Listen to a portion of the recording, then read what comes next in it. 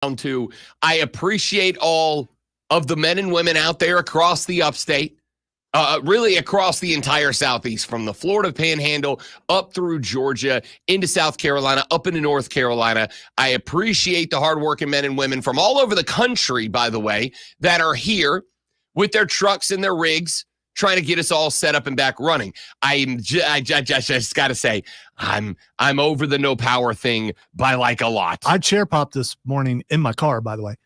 So it's kind of like legitimate chair pop.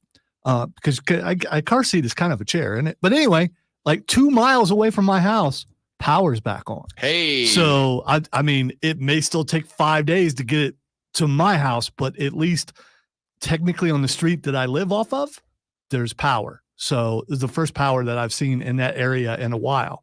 Little pockets here and there. You never know. You're on your way, man. You're on the way. Must feel nice. You know, it doesn't feel nice still. Cold shower. That's fair. That's fair. So we got a lot we got to get to, a lot that we got to talk about today, and we will talk and get to all of it. We've got the 4 Major League Baseball playoff games in the wild card rounds last night. Underdogs on the road go 3-1. The only on-the-road team that lost last night was, again, the Atlanta Braves. 4-0 loss at the San Diego Fathers yesterday. Fernando Tatis Jr. went with one of the most devastating home runs that I have ever seen. Fernando Tatis put a shot on the baseball yesterday that was just it was incredible. And it was just very clearly all Padres after that. So we'll talk about that, as well as the other 3 games where all 3 teams on the road took home victories last night, except, again, the Braves. We got to talk a little college football. DJ Uiagalelei out this Saturday when Florida State hosts Clemson. Does it matter? Clemson's a 14.5-point favorite. That's all? That's what I said. I have right now, today, I have one bet down for Saturday. Clemson minus 14.5 against Florida State. The over/under in that game, if I recall correctly. In fact, I'm gonna go look it back up right now, because the over/under in that game, if I recall, was 42.5. I think it was 42.5. I'm gonna pull it up. I can't remember if it was 42.5 or 47. No, it's 47.5. I'll tell you right now, Clemson might hit that over by themselves. Clemson might hit that over by themselves at 47.5, but they are 14.5 point favorites in this game, and I'm very much thinking that's a style points layup there for the Clemson Tigers. This team's bad. This team down in Tallahassee is maybe. It is the most embarrassing football team anywhere of 2024. Highest expectations, lowest results. It's the most disappointing. It's the most embarrassing team of 2024, without a doubt.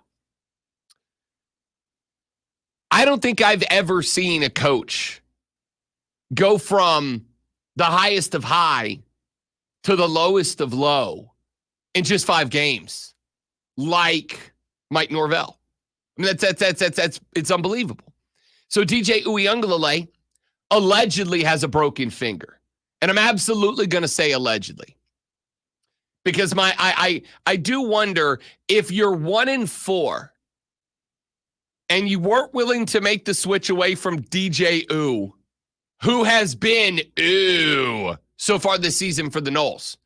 If you're unwilling to switch away from DJ Uiagalelei in those first 4 games before you got to last week, and you weren't willing to switch away from him last week when he looked atrocious, are you switching away from him now because he's genuinely injured?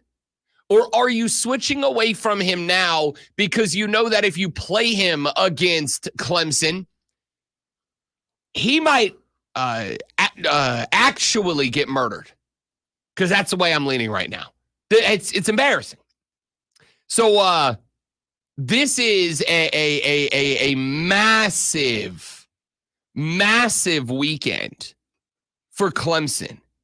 This is an opportunity for you to make a statement. This is an opportunity for you to do something very special. This is an opportunity for you. And let's preface this by making the point that your opponent this weekend's very bad. There is two possible outcomes here. Well, there's three. Outcome number one is you find a way to lose to Florida State. I am going to get away. I'm going to go ahead and say this. If you lose to this team, it will be the most embarrassing loss since Dabo Swinney took over. Is Florida State the best team they played since Georgia? I mean, I have to say no because they're booty, right? Yeah, but still, I mean, I have to say no. I think I've got to say the answer is NC State. I'd take NC State minus 10.5 over Florida State right now. Okay. I'd say Dave Doran's NC State. I'll put it this way, and I mean this. I think Florida State's winning one more game this year. I think they beat Charleston Southern. I don't think they beat it. It's not a joke. I think Duke can beat them right now. No joke. I think Miami's going to beat them by 100. I think North Carolina can beat them right now. I know Notre Dame's going to beat them in South Bend, Indiana. They might beat Charleston Southern. And then Florida. Florida's going to have a new coach by then, remember. This isn't about what Florida's doing right now. It's what Florida will be on Thanksgiving weekend. Florida's going to have a new coach. Florida's going to have some momentum. They're going to have some energy, some juice, some electric down there in Gainesville, Florida. Florida's going to beat them by 21. I think Florida State's winning one more game this year, legitimately. So the answer is no. Are they the most prestigious team left to play, Clemson? Sure. But no. I think Clemson still got Louisville. And Louisville lost the game this weekend, but Louisville lost a tough game against Notre Dame. Good Notre Dame team. Yeah, they lost to Northern Illinois. That's an ugly loss. I promise you that's going to go down as the biggest apparition of the year, as the biggest shocker of the year. But outside of that, they got Louisville. That's better. South Carolina's certainly better than Florida State right now. Virginia Tech's better than Florida State right now. Pitt might be better than Florida State right now. So outcome number one is you lose to Florida State. It's the most embarrassing loss of the year outside of Notre Dame, Illinois. Option number two, you squeak by Florida State, in which case all the questions come rushing back. Or option number three is you take advantage of the situation that presents itself to you, and that situation is the opportunity to come into this game, earn some style points by going to Tallahassee, beating them by 1,000, and getting your continuing to revamp your image.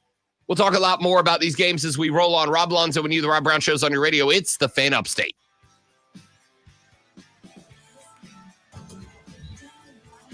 Okay.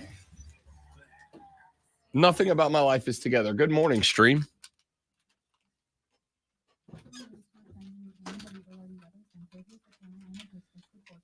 Let's find our way to looking forward, not backwards, forwards. You're here. I am here. We're doing the thing. Do the thing.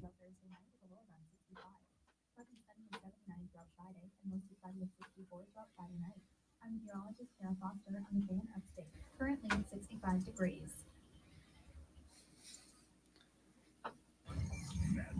So I wonder if the thing outside the window right there is how some other stations are on the air. Oh, because the antenna's up and it's running. I bet it is. I bet that's exactly what you're. But it doesn't look like there's any power. It's hooked. It's got wires hooked. Oh, but they put the antenna up. Yeah, the antenna's up, and there are big old wires coming out the side. Yeah, that's probably what it is. Hi, everybody.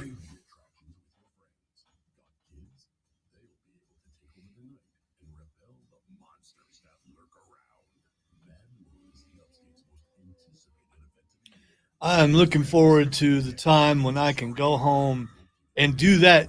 You know, that kind of sleep where you sleep so hard that you wake up and like part of your face is just creased for an hour because you like slept on your hand or something and just that part won't, but you slept so deep that it doesn't matter and your hair is all weird because you slept so deep. I need that kind of sleep. Maybe in the next day or so, who knows? I can get that kind of sleep. I just go home and actually sleep. Online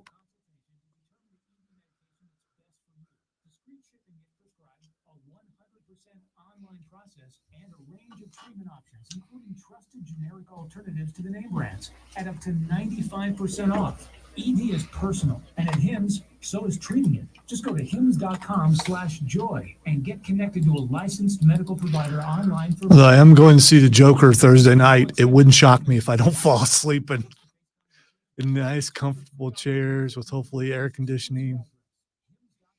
And if it has the pacing the first movie did, that 1970s pacing where you go, okay, get there. Oh, there it is.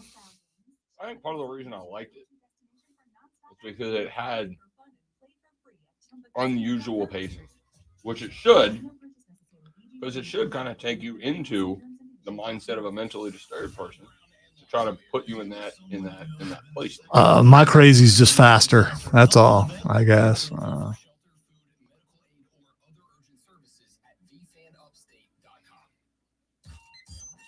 Wow. That was quick. Yeah, well.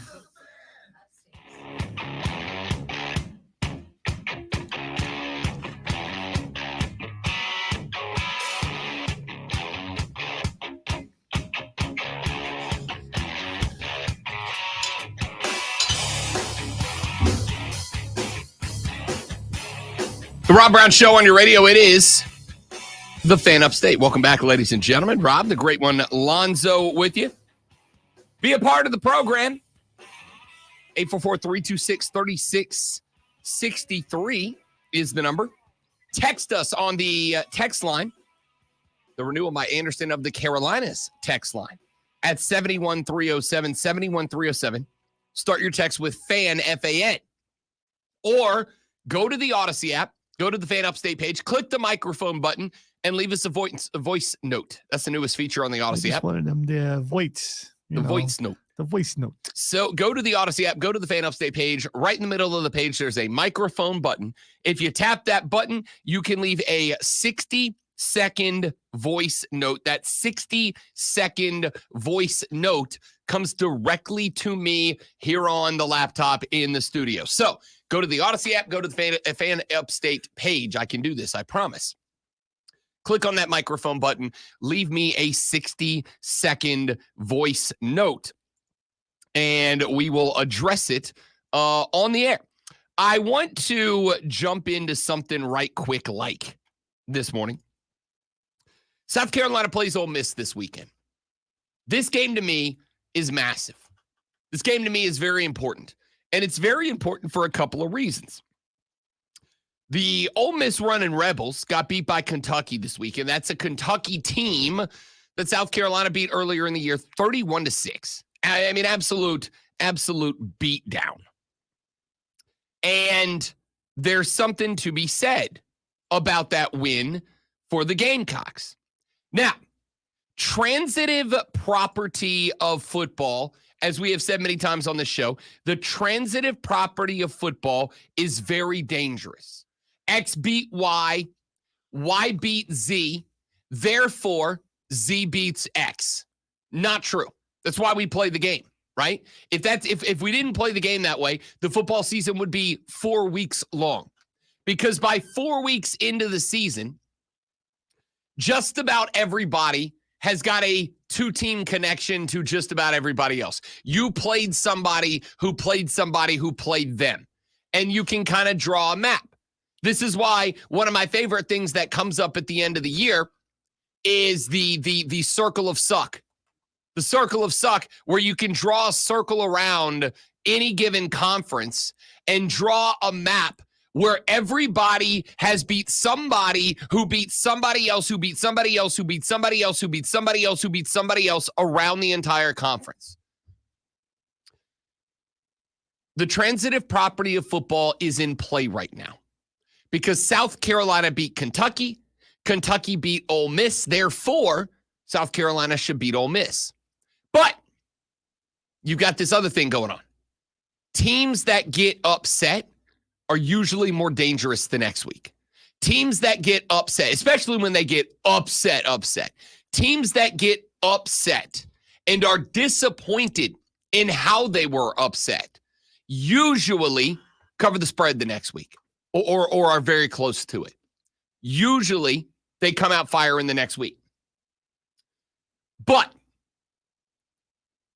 I told you coming into this year, as much as I like Lane Kiffin, let's be real clear about that. I like Lane Kiffin as a content machine. I like Lane Kiffin as a source of comedy and humor of the highest order. I like Joey Freshwater because he makes me laugh. All right? I think he's a fine football coach.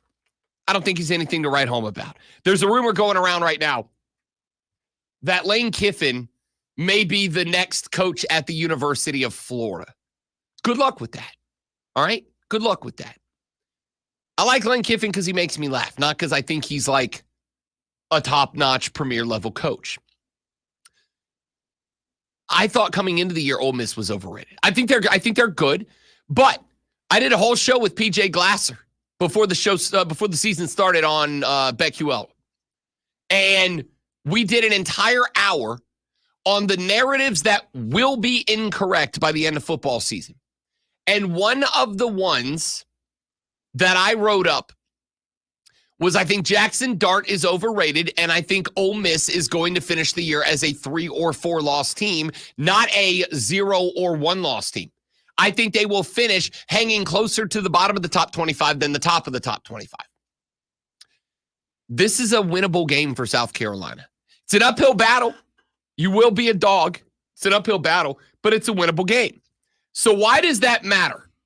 Why have I said that there is more on the line for South Carolina than just a win?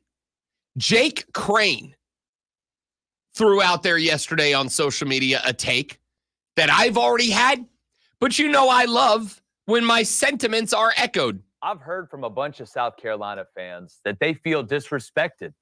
They see Kentucky getting all these accolades after playing a close game with Georgia and then beating Ole Miss last weekend after the Gamecocks clobbered them 31-6 a couple weeks ago.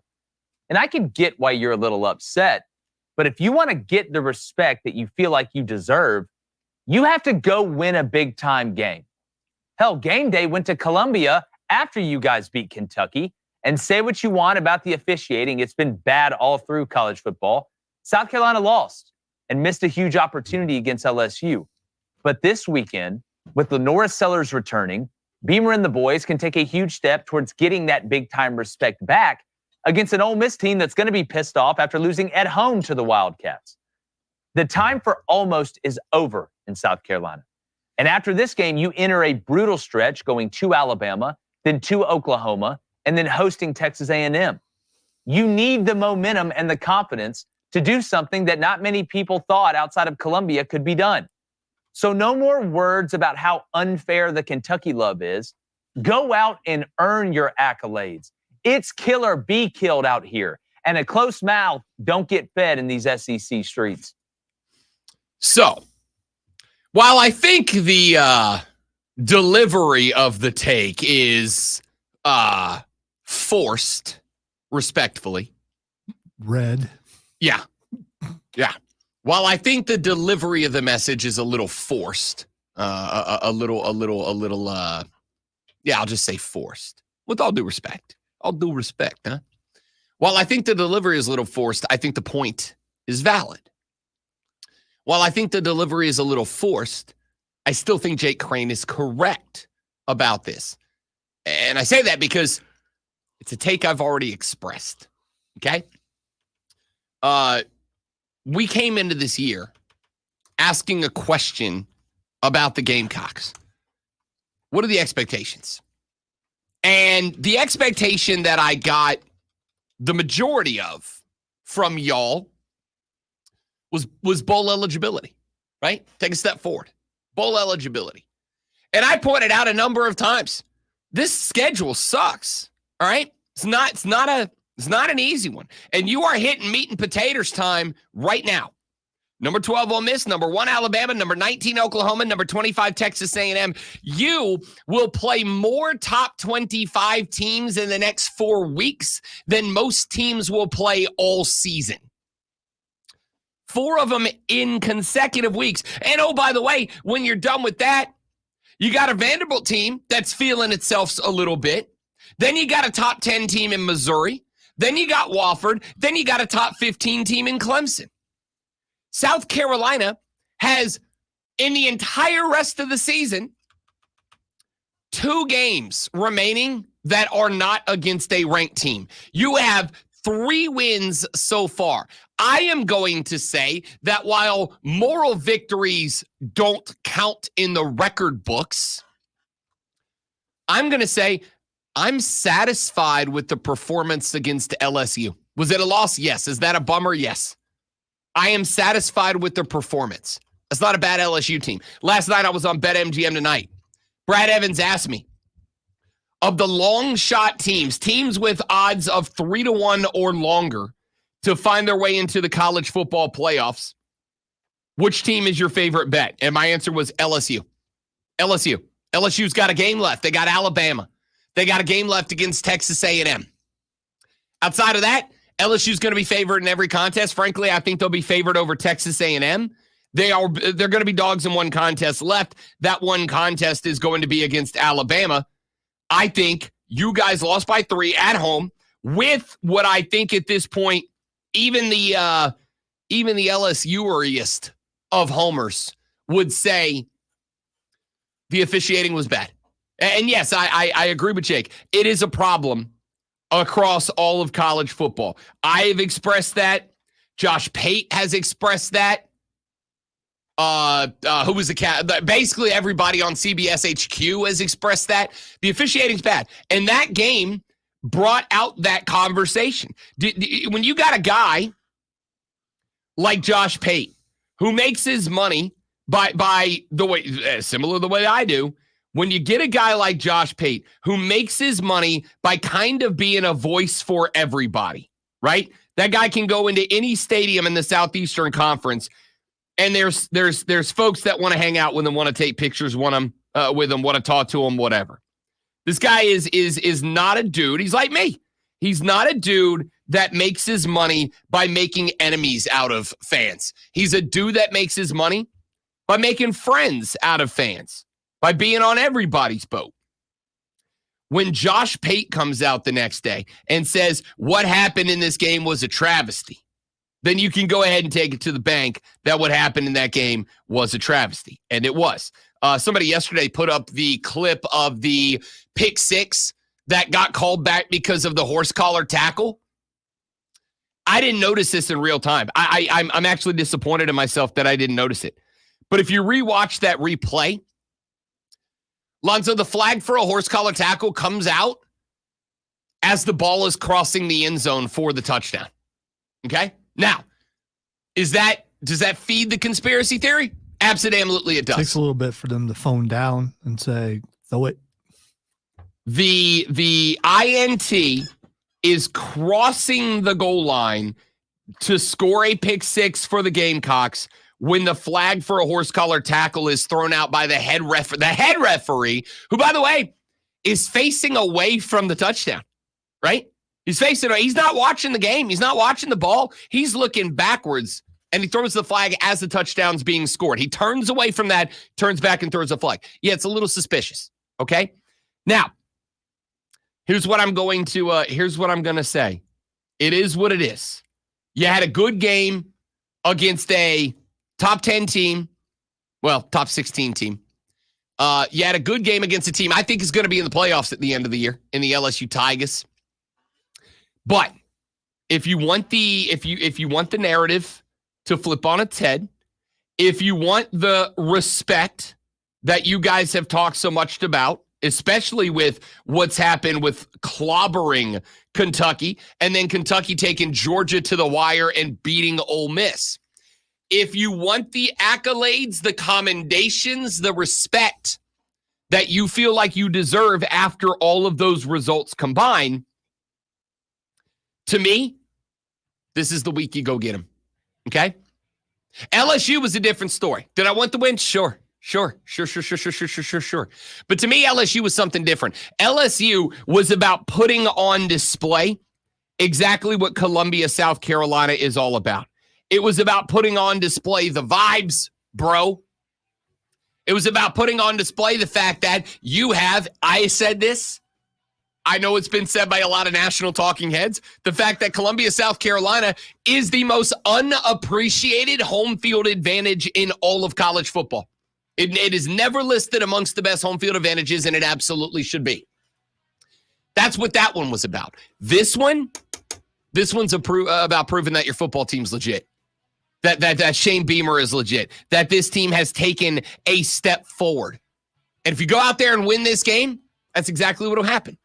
And if you go out there and you get punched in the mouth and you roll over, you lay down for Ole Miss, we're going right back to square one, just like that. All right, we'll talk more about it later in the show. Rob Alonzo and you, The Rob Brown Show, the Fan Upstate.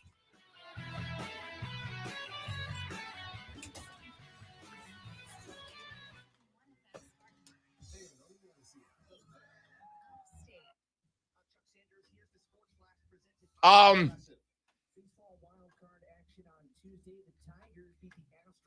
going to say, Wesley, letter of the law, you're not wrong. Letter of the law, you're not wrong. What I'm also going to say is it was the first horse collar call that I've seen made with this year, so because there's new horse collar rules in play this year, right? First one I'd seen, and it just seemed like a very suspect place for that to be the first time it gets called. I'm not saying it was wrong.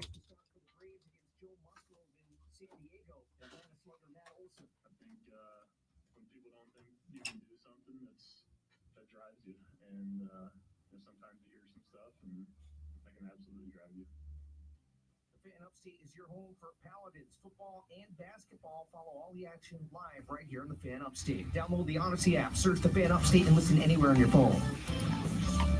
Up to the minute upstate traffic. The Cordell and Cordell traffic cam shows there are no slowdowns or stalls through the upstate at this time. 85 is at posted speeds, 185 and 385 are clear through Greenville. 26 and 585 are wide open through Spartanburg. Whitehorse is problem-free, and Wade Hampton is smooth sailing. From the News Talk 98.9 WORD Traffic Center, I'm Bill Brooks on the Fan Upstate. Order for Jennifer C. Is this my double shot, double cream, double frost, double pump, double hot, double whip, double sleep? Yeah. Can you handle that much caffeine? Did you know Discover automatically doubles all the caffeine you earn at the end of your first year? Like now? Seriously, did you know Discover automatically doubles all the cash back you earn at the end of your first year? Yeah, you just said that. Did you say I just said that? Yeah, I'm cutting you off. Did you say you're cutting me off? You earn, we match. Unlimited cashback match. See terms at discover.com/credit. Some people just know they could save hundreds on car insurance by checking Allstate first. Like you know to check that your seats aren't in the visitor section first before buying tickets. I'm so excited for this game. I can't believe we got us tickets. Me too. Wait, are we on the wrong side? Yeah, checking first is smart. So check Allstate first for a quote that could save you hundreds. Yes, it's going to be a long game. You're in good hands with Allstate. Savings vary. Subject to terms, conditions, and availability. Allstate Fire and Casualty Insurance Company and affiliates, Northbrook, Illinois. Purchase new wiper blades from O'Reilly Auto Parts today, and we'll install them for free. See better and drive safer with O'Reilly Auto Parts. O'Reilly Auto Parts. There's new Tropic Bowls in paradise at Tropical Smoothie Cafe. Enjoy our new Bahama Mama Bowl, inspired by our fan-fave smoothie flavors, serving pineapple, strawberry, and coconut. Or dig into 32 grams of protein with our new peanut butter protein. It's just South Carolina. It's tropic time. From the Ingles Market Studio. Golly, breaks are quick.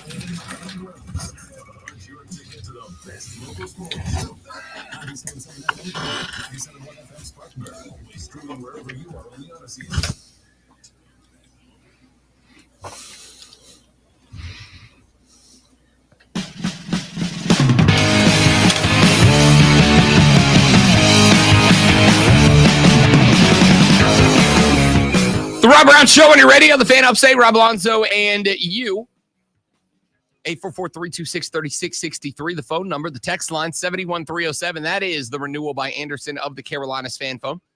You can tweet me at the Rob Brown Show, tweet Lonzo at Lonzo on Word, or again, go to the Odyssey app, go to the Fan Upstate page on the Odyssey app, and when you do, click on the microphone button, drop us a 60-second voice note, up to 60 seconds. You don't have to use the whole 60 seconds, but it's there for you if you want it.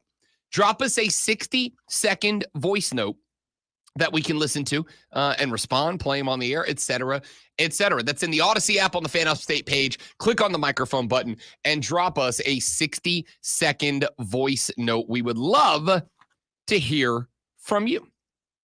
We talked about South Carolina, Clemson. South Carolina, Ole Miss. Let's talk about Clemson, Florida State. We got it very briefly into it back in the first segment of the show. Let's bring it back up here. What's this game mean for Clemson? Last year, Florida State went 13-0. Florida State won the Atlantic Coast Conference. They did get left out of the college football playoffs, but they were conference champions last year. Last year, I also think, as most of you do, because it happened, that the crescendo of criticism about the direction of the Clemson program hit its high mark. Last year was the year that I think, and we've said this on this show, I said a number of times on this show, if next year is like this year, it'll be time to have some tough conversations around the Clemson football program. Well, after the Appalachian State game, it would appear that a little certain something has been found by the Tiger offense specifically, but that defense has been what we wanted it to be.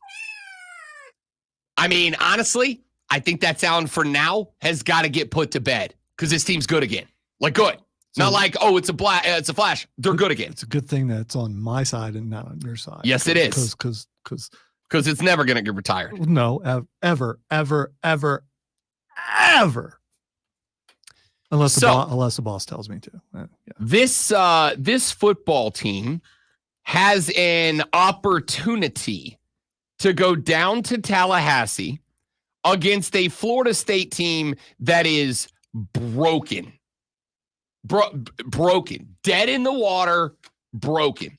Mike Norvell has lost this program. Can he get it back for next year? I don't know, but it's gone for this year. He's lost it. This team does not care.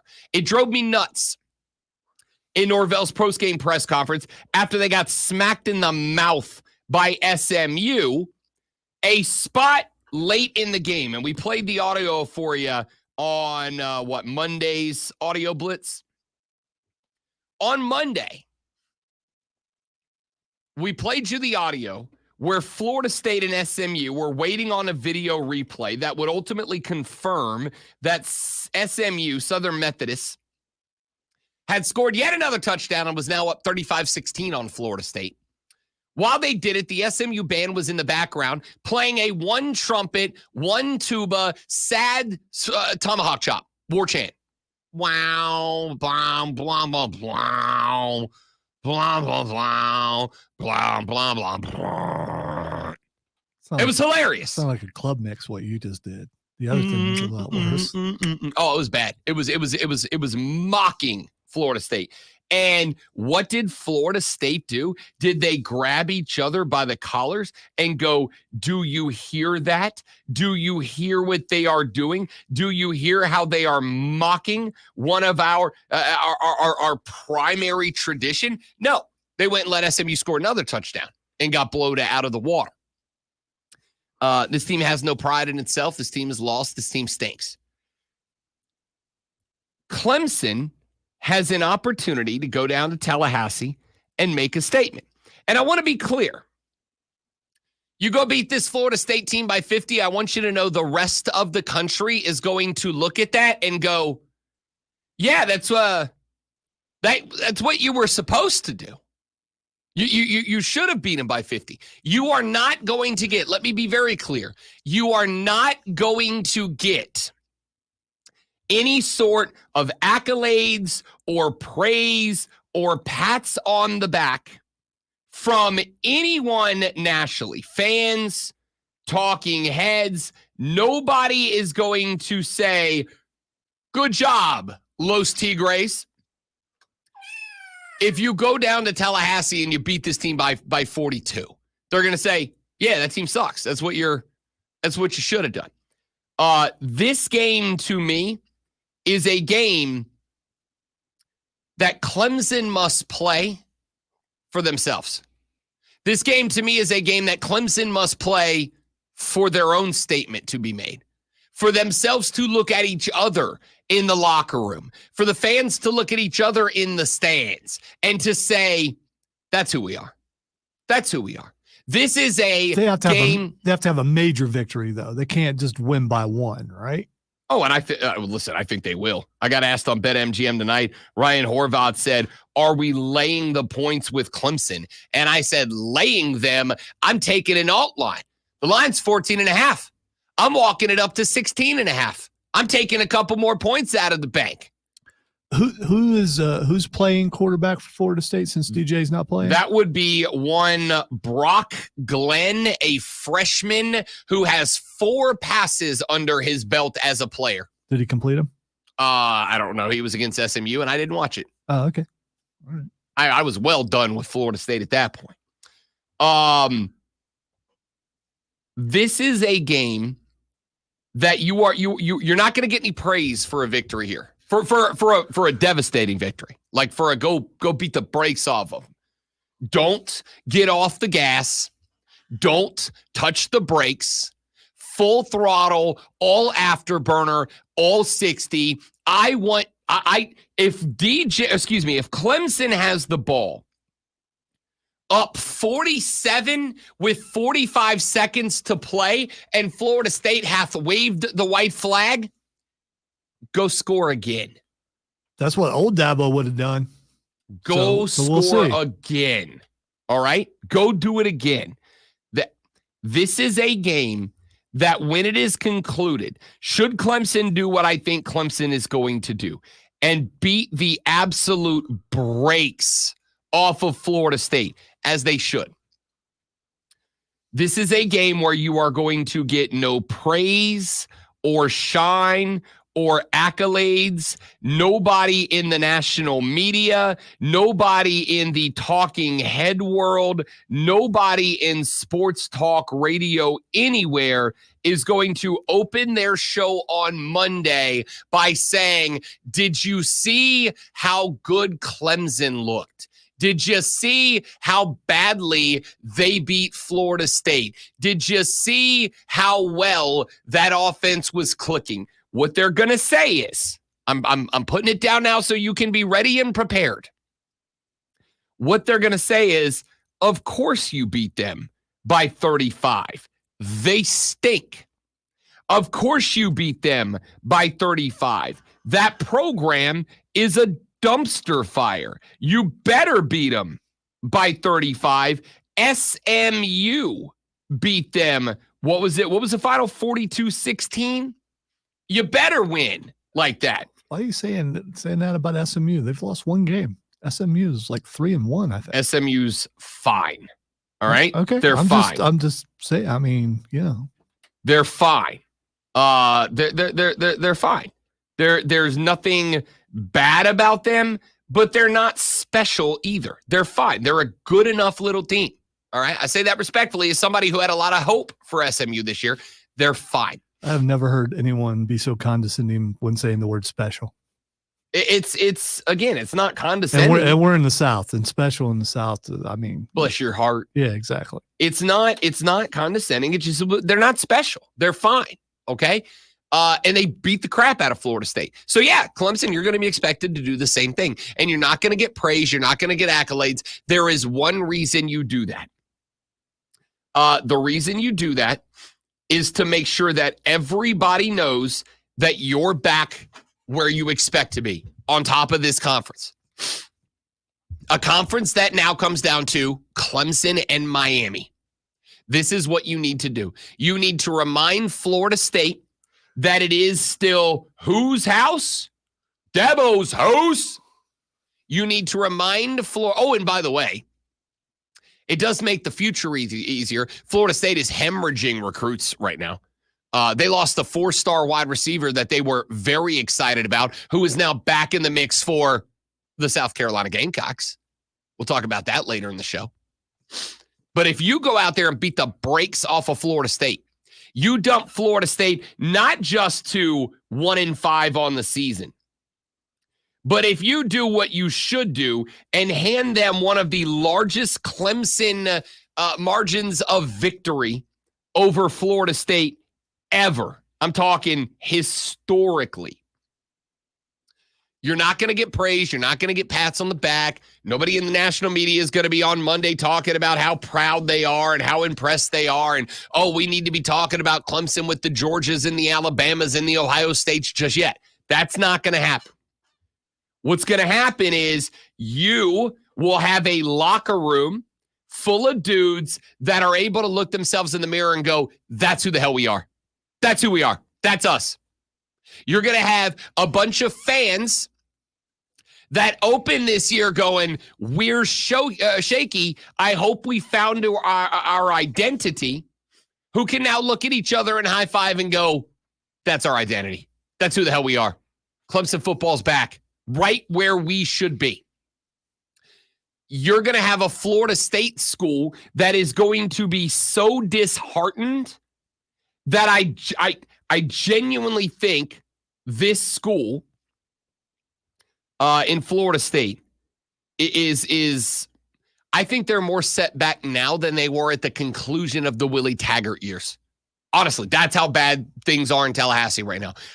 I think they are further behind the 8 ball today than they were when Willie Taggart was fired mid-season a few years ago, leading ultimately to the hiring of Mike Norvell. I think that's where they are now. And if you go out there and you beat them by 40, 42, 45, you'll keep them there. You'll push them even further back. You will make the path back for Florida State and therefore the path to threaten Clemson supremacy in this conference. You'll push them further back than that. This game matters a lot. You're not going to get flowers for it. You're not going to get accolades for it. Nobody's going to come on the show Monday outside of this area and go, goodness gracious, Los Tigres are back. What's going to happen is there's going to be a bunch of people who are going, yeah, that's what you're supposed to do. That's what's supposed to happen. You did you did the minimum.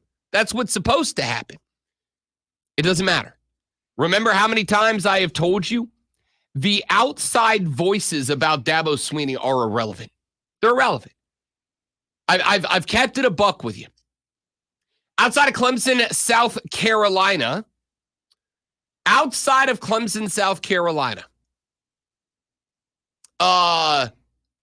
nobody likes Dabo Swinney.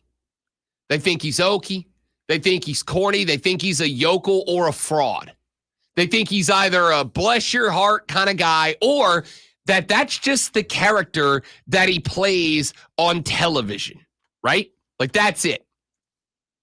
So because of that, I have said a number of times, it absolutely does not matter. It does not matter what those people say. The only thing that matters is what y'all think, is how y'all feel about the way he's handling the program. I have the same thing here. It does not matter what anybody says about the result of this football contest on Saturday. It simply matters what the boys in the locker room can say and what you guys as fans say after it's over. And if you go beat them by 45, you're going to get to say a lot of fun things. Lonzo's about to say some fun things when he reads the Sports Flash. Well, not fun for Rob. The Atlanta Braves dropped game one in the wild card round series against the San Diego Padres last night, 4-0. Fernando Tatis opened the scoring for the Padres with a 2-round blast in the first inning, while Padres pitcher Michael King dominated Atlanta, throwing 11 scoreless innings, striking out 12 with no walks issued. Atlanta tries to take game 2 tonight at 8:30. Across the rest of yesterday's playoff games, the Detroit Tigers defeated the Houston Astros 3-1. New York Mets beat the Milwaukee Brewers 8-4. The Kansas City Royals blanked the Orioles 1-0. All 3 game 2s are this afternoon into the night. So it's going to go to the afternoon, turns into night, apparently. Tune in this Saturday at 12:30 as the Furman Paladins take on the Citadel Bulldogs. It's Furman versus Citadel right here on your home for Paladins football, The Fan, upstate. Because afternoon, then there's evening, and then there's night.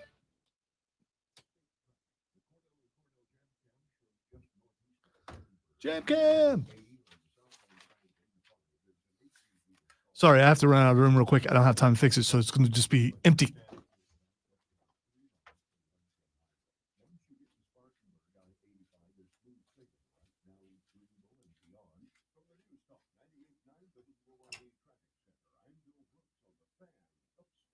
Twin Peaks is the best in the game. Here, your favorite drafts are poured at a frosty 29 degrees, and rare barrel-aged whiskeys are served just the way you want them. It's bigger game days and bolder fight nights. I mean, where else can you find a scratch kitchen that always comes in clutch every day from lunch to late night? Only at Twin Peaks, the #1 sports bar. Stick around after the sunset. Twin Peaks is open really late. Run down with bourbon and late night vibes. Mad World Haunted Attraction is now open, voted one of America's top haunts and #1 in South Carolina, located in Piedmont off I-85 exit 35. Grab your friends, get ready to scream. Buy your tickets now at madworldattractions.com.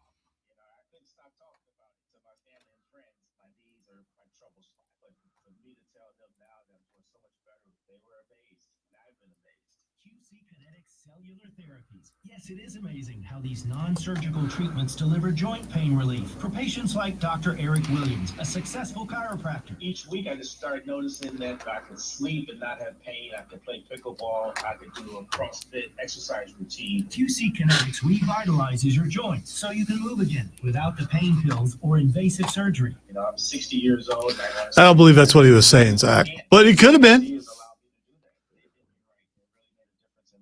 Book your free consultation with QC Kinetics today and experience the difference for yourself. I like to go, move, move, move. QC Kinetics. Call QC Kinetics, 864-448-3772. That's 864-448-3772. 864-448-3772. Joey Hudson here for locally owned American-made windows. Listen, if you need new windows, you need to know that those unbelievable deals other companies are offering may be, well, unbelievable. Free windows and huge discounts sound good, but when those discounts are taken off inflated prices, they ain't too much. American-made windows don't play those games. Their upfront prices are unequal. Call 499-8853. 499-8853. And remember, the best. No, I would not take Clemson over. Well, yeah, I actually probably would take Clemson over Miami right now because of that Virginia Tech game. If you think Miami didn't get bailed out in that game, I don't know what to say to you. Respectfully and lovingly, of course. Is there any other way? Not for me. I'm a respectful and loving guy. I've heard from a bunch of South Carolina fans that they feel disrespected. It's playing through my They see computer. Kentucky getting all these accolades. I know. Playing a I'm close still game with Georgia, just for safety beating Ole Miss purposes. last weekend after the Gamecocks clobbered them 31-6 a couple weeks ago. And I can get why you're a little upset, but if you want to get the respect that you feel like you deserve, you have to go win a big-time game. Hell, game day went to Columbia after you guys beat Kentucky. And say what you want about the officiating. It's been bad all through college football. South Carolina lost and missed a huge opportunity against LSU. But this weekend, with the Norris Sellers returning, Beamer and the boys can take a huge step towards getting that big-time respect back against an Ole Miss team that's going to be pissed off after losing at home to the Wildcats. The time for almost is over in South Carolina. And after this game, you enter a brutal stretch going to Alabama, then to Oklahoma, and then hosting Texas A&M. You need the momentum and the confidence to do something that not many people thought outside of Columbia could be done. So no more words about how unfair the Kentucky love is. Go out and earn your accolades. It's kill or be killed out here. And a close mouth don't get fed in these SEC streets.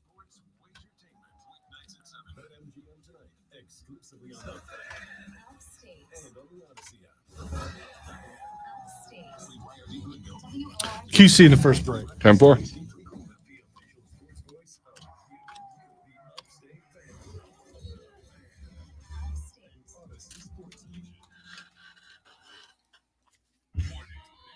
Check this out. You're on official Rob Brown lockdown.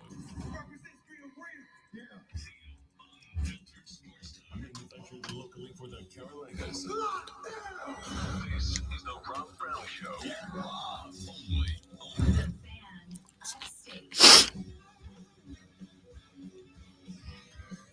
Good morning.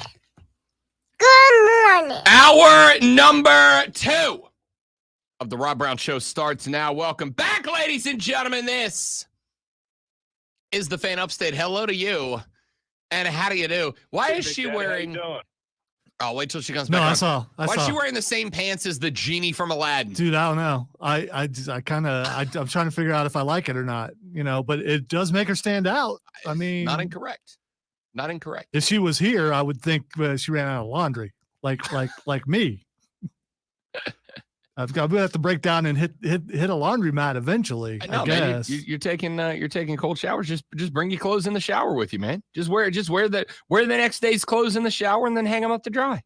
We're like living in the colonial era. It'd probably be less cold if I was wearing clothes in the shower. You got to have a river somewhere near you, right? Well, we got a creek, but I ain't going down there. Just go hop in the creek.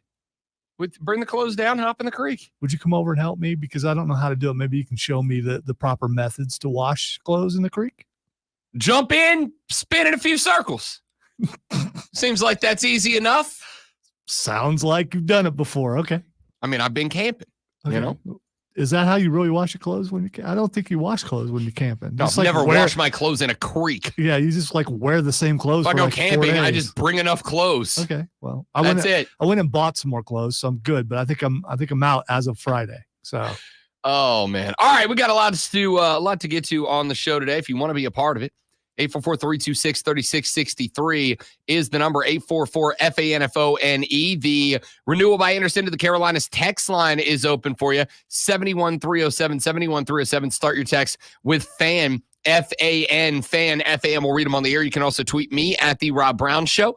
You can tweet Lonzo at Lonzo on Word.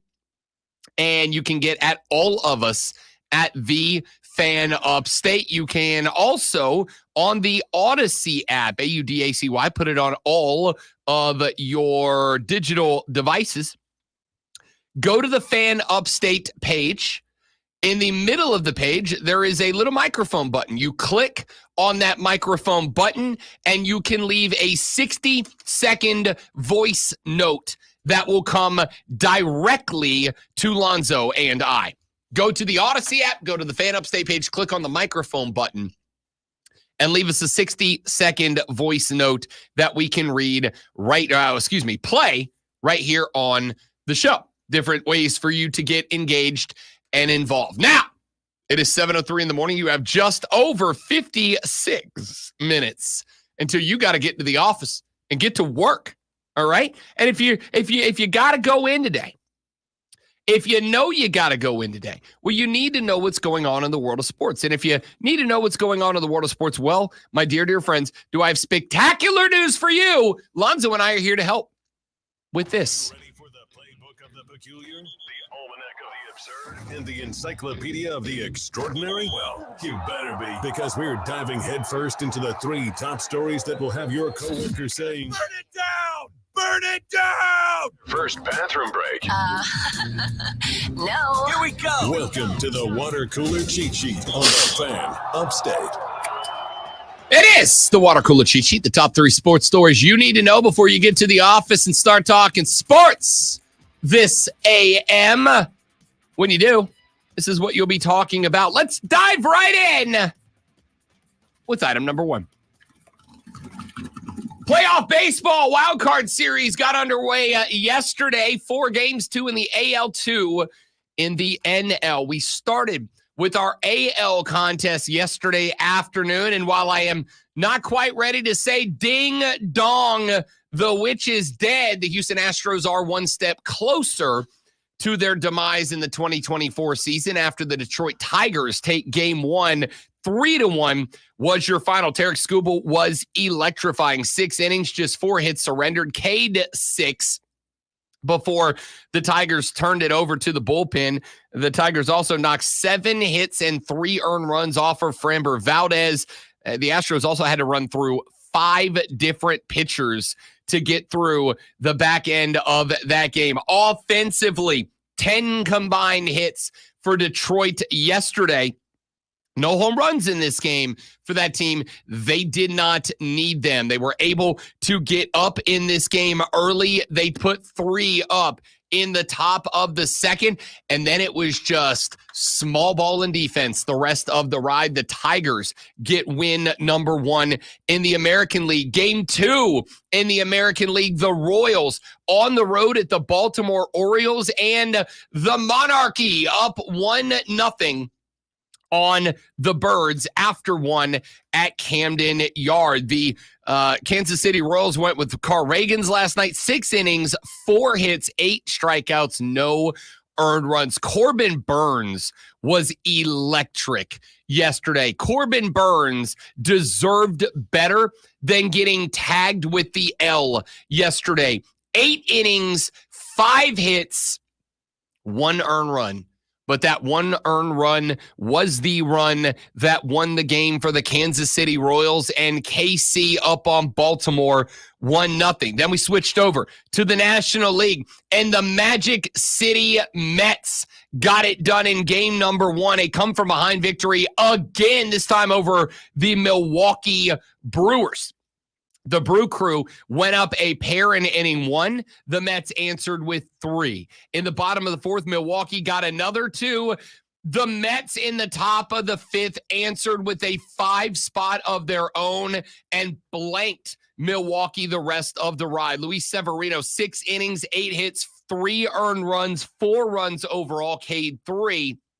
Freddie Peralta got chased off the bump after 4 innings, gave up 2 hits and 3 earned runs, K'd 5, but they decided they needed to make the move early, did the Milwaukee Brewers. And once they did, when Payams came into the game, he got absolutely shellacked by the Mets in this one.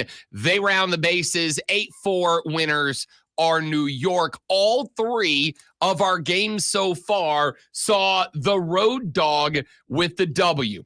Game 4, the lone exception. Padres 4, Bravos 0. AJ Smith-Shawver got the start for Atlanta, made it just 1.1 innings, gave up 4 hits, 3 earned runs before giving way to Aaron Bummer, Jesse Chavez, and Luke Jackson. Jackson would give up another run late in the contest that put the Padres up 4, and again, never looked back. San Diego put up a couple in the first with a moonshot by Fernando Tatis Jr.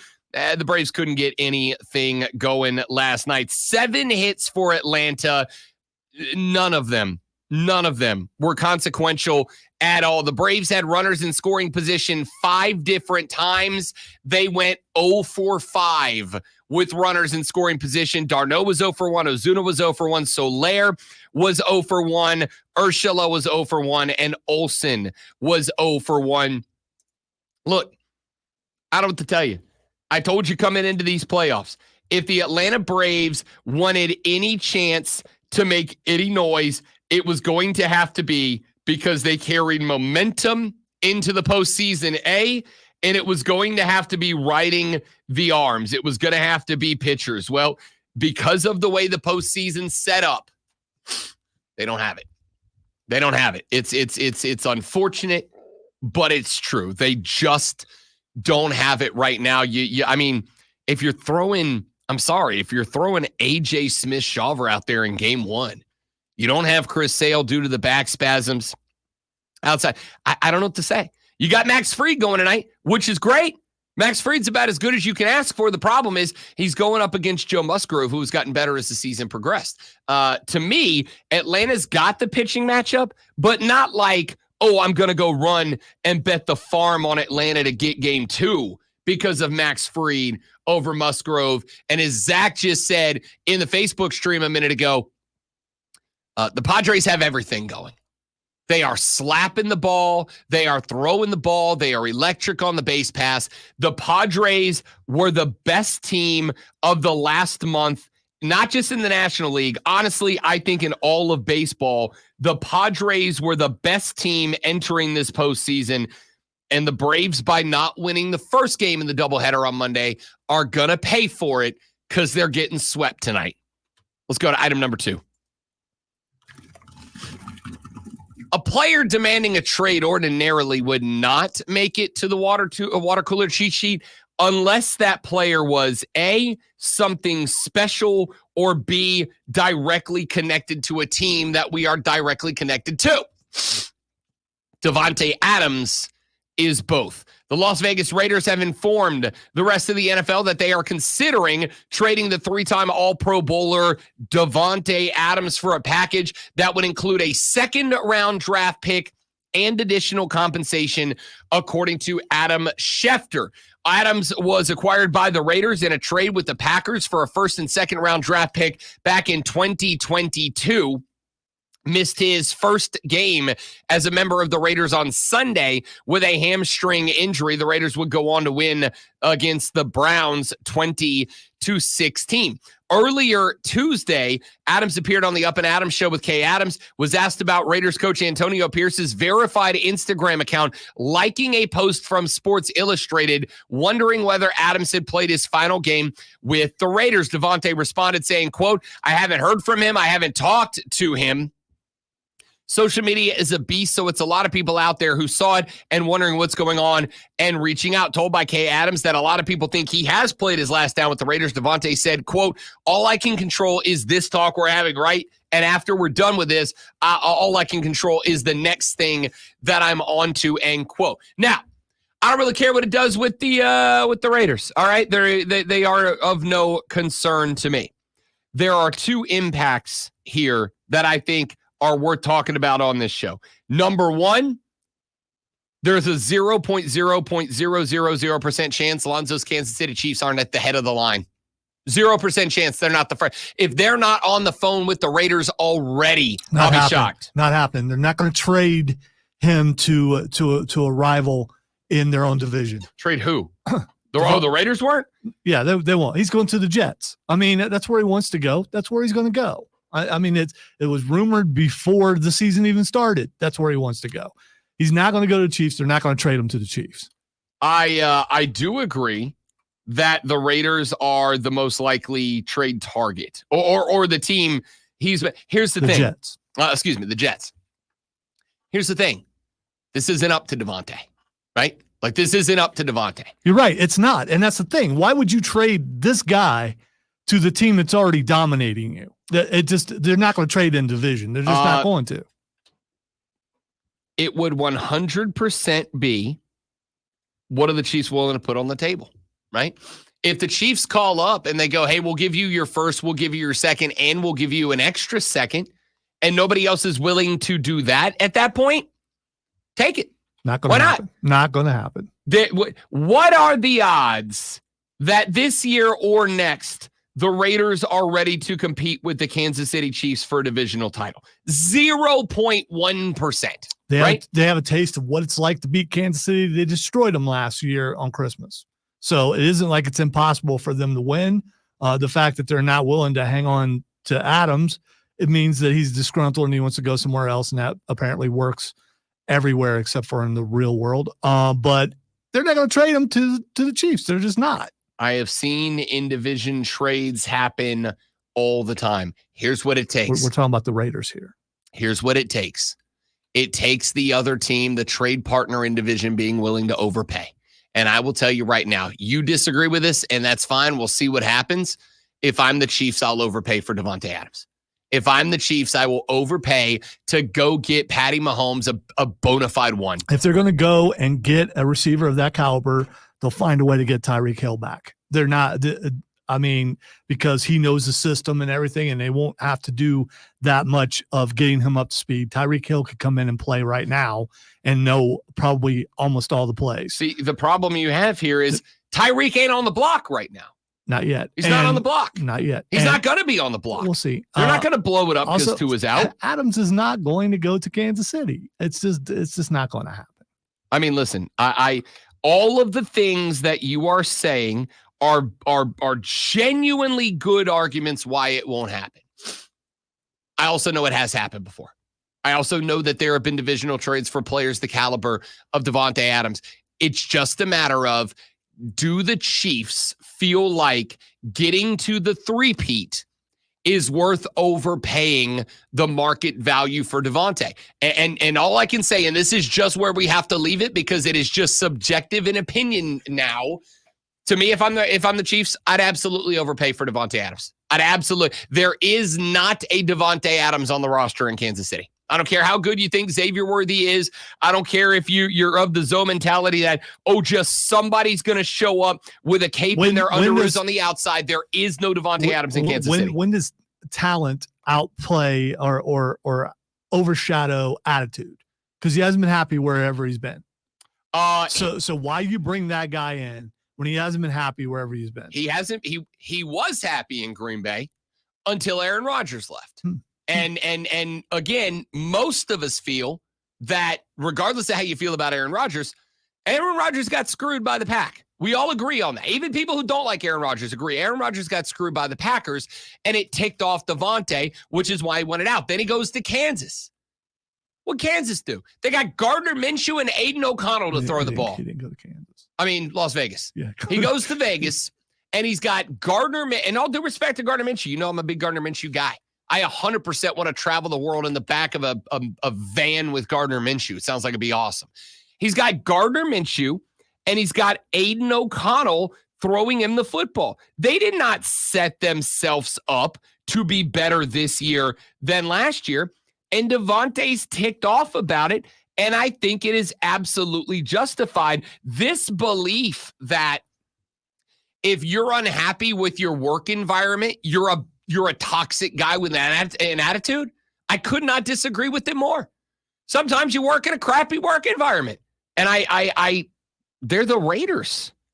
Like, I don't have an issue with Davante being done with what's happening in the LV right now. There are other, to me, more realistic places where he could land. Buffalo is one. The Jets is where he's going. That's just, I mean, the Jets want him. They're willing to probably give what he's being asked for and more. Listen, just so we're clear, I am not disagreeing with that at all. Like, not in the least. I am saying there are other destinations out there. And by the way, my team's one of those as well, as Joey B pointed out. He was happy in Vegas for 1 year in 2022. When Derek Carr was there, a guy he had a relationship with. He went to Vegas to play with Derek Carr. And then they let Derek Carr walk. And that's when all of this started, right? So there's the potential if he really wants to play with Derek Carr again, my team's on the table. Now, I don't think we're given a first and a second for him. I think we could be talked out of like a first and a fourth. I don't know if that's going to be enough. All right, very, very quickly, item number 3. Sorry, I threw the. All right, I'll just say it.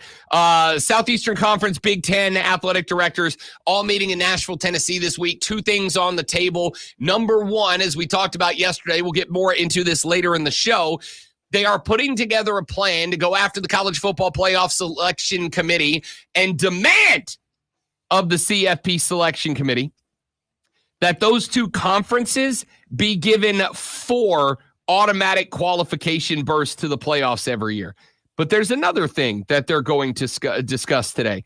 The other thing they're going to discuss, a scheduling partnership between the 2 conferences that would see SEC and Big Ten teams eating up each other's non-conference schedule moving forward. Why? Keep the money in the house. Real simple. But we'll talk about the impact of that on the college football game later on the Rob Brown Show with the Fan Upstate. QC.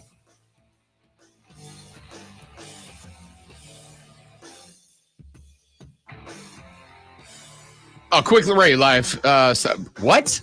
Quick live read. Be right back.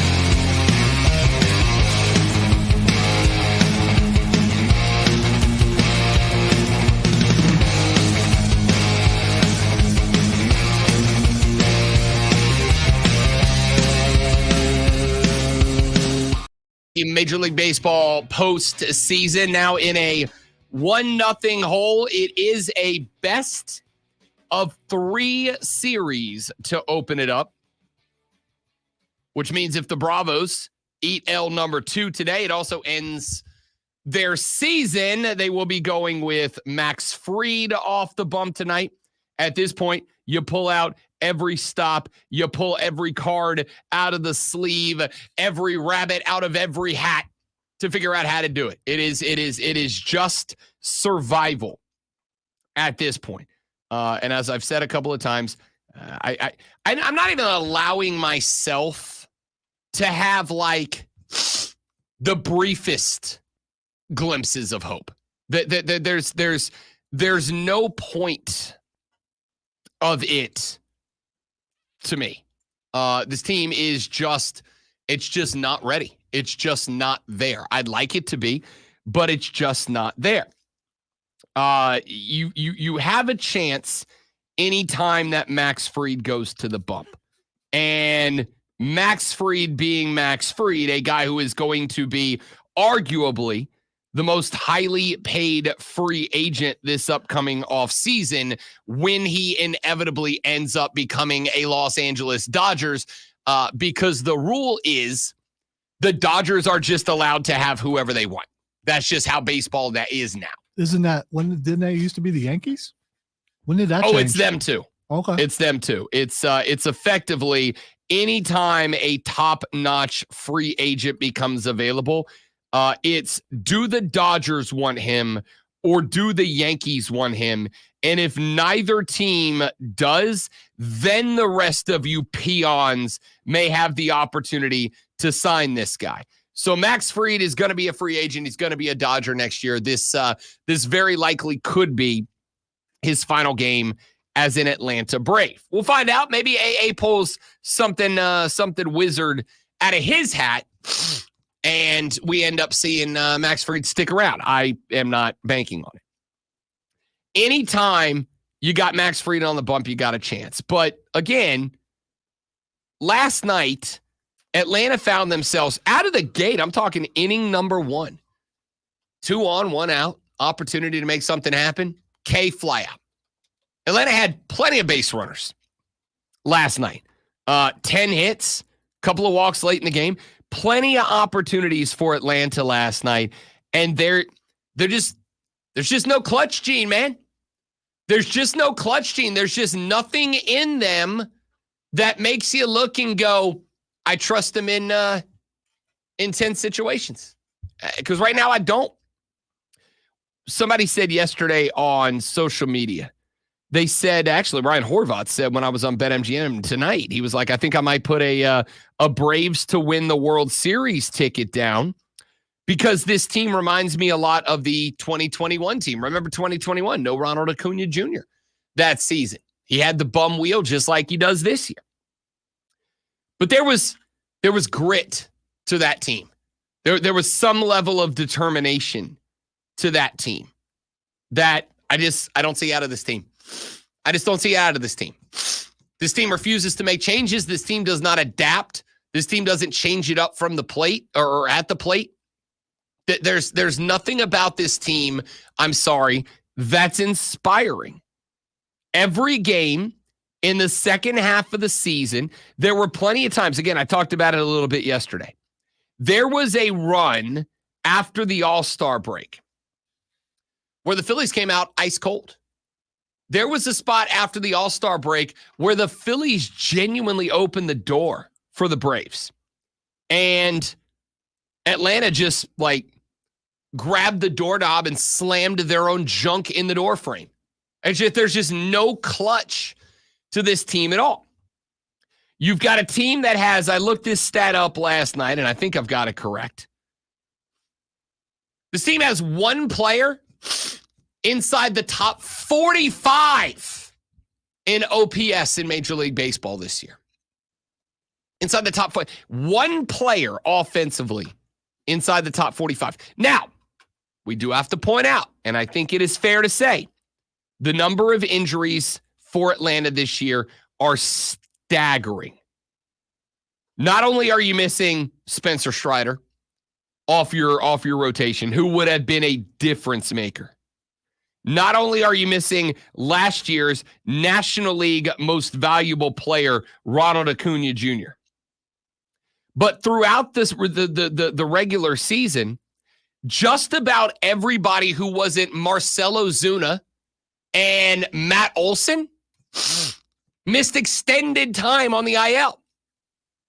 And it's not so much that, we have a 2 or 3 week stint without Sean Murphy, or a 2 or 3 week stint. By the way, Austin Riley is done for the year as well. That's a major piece of your offense.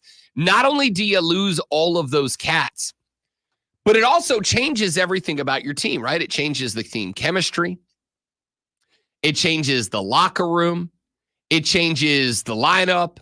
It changes who's batting where and when and how. It changes everything. And when it changes everything, and then that guy comes back, then you got to try to change it all back. And it doesn't go well. So I commend the Atlanta Braves for making it to the postseason.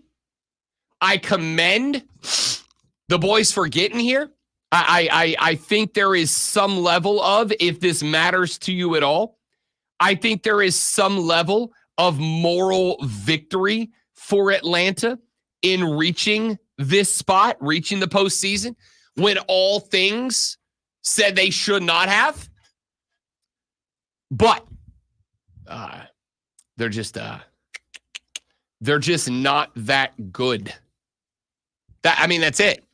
If and I do want to add one more thing to it before I get to my my ifs, ands, and buts here. The Atlanta Braves screwed the Atlanta Braves. Bret Hart screwed Bret Hart. The Atlanta Braves screwed the Atlanta Braves.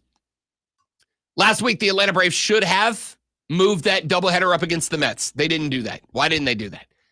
It depends on who you ask. If you ask the Braves, what the Braves said was, well, we had a hurricane coming. We didn't want to be the reason that anybody that may have needed to delay getting out of town did so. We didn't want anybody hanging around Atlanta, getting in trouble with the storm, and then going, the only reason I stayed is because I already had tickets to the Braves game. The reality is, it's because they sold 65,000 tickets to game 1 against the Mets because of how important that series against the Mets was, and they didn't want to lose the gate for game 2 and game 3. So instead of playing the doubleheader like they absolutely should have the next day, starting the doubleheader at 10 o'clock in the morning and getting them both done by 3 or 4 in the afternoon, instead of doing what they should have done, playing that series as a doubleheader the next day and finishing it so that these teams could go finish their last series, Braves at the Royals, Mets in the, Brewers. Go finish those series, and then let's see where the playoff seeding is. But they didn't do that. They wanted the gate revenue. And I get it. Baseball's money, right? I'm not disillusioned. The problem is, it also meant all your pitchers had to throw on Monday, and then the wild card round starts on Tuesday. Oh, and by the way, those games on Monday, they mattered. Those games on Monday, they meant something. Those games on Monday determine, are you going to Milwaukee, are you going to San Diego, or are you going the hell home? Which means you couldn't rest. You couldn't hang back. You add on to that the Chris Sale thing, and it was just, it's a recipe for disaster. That's all it is. I don't like it.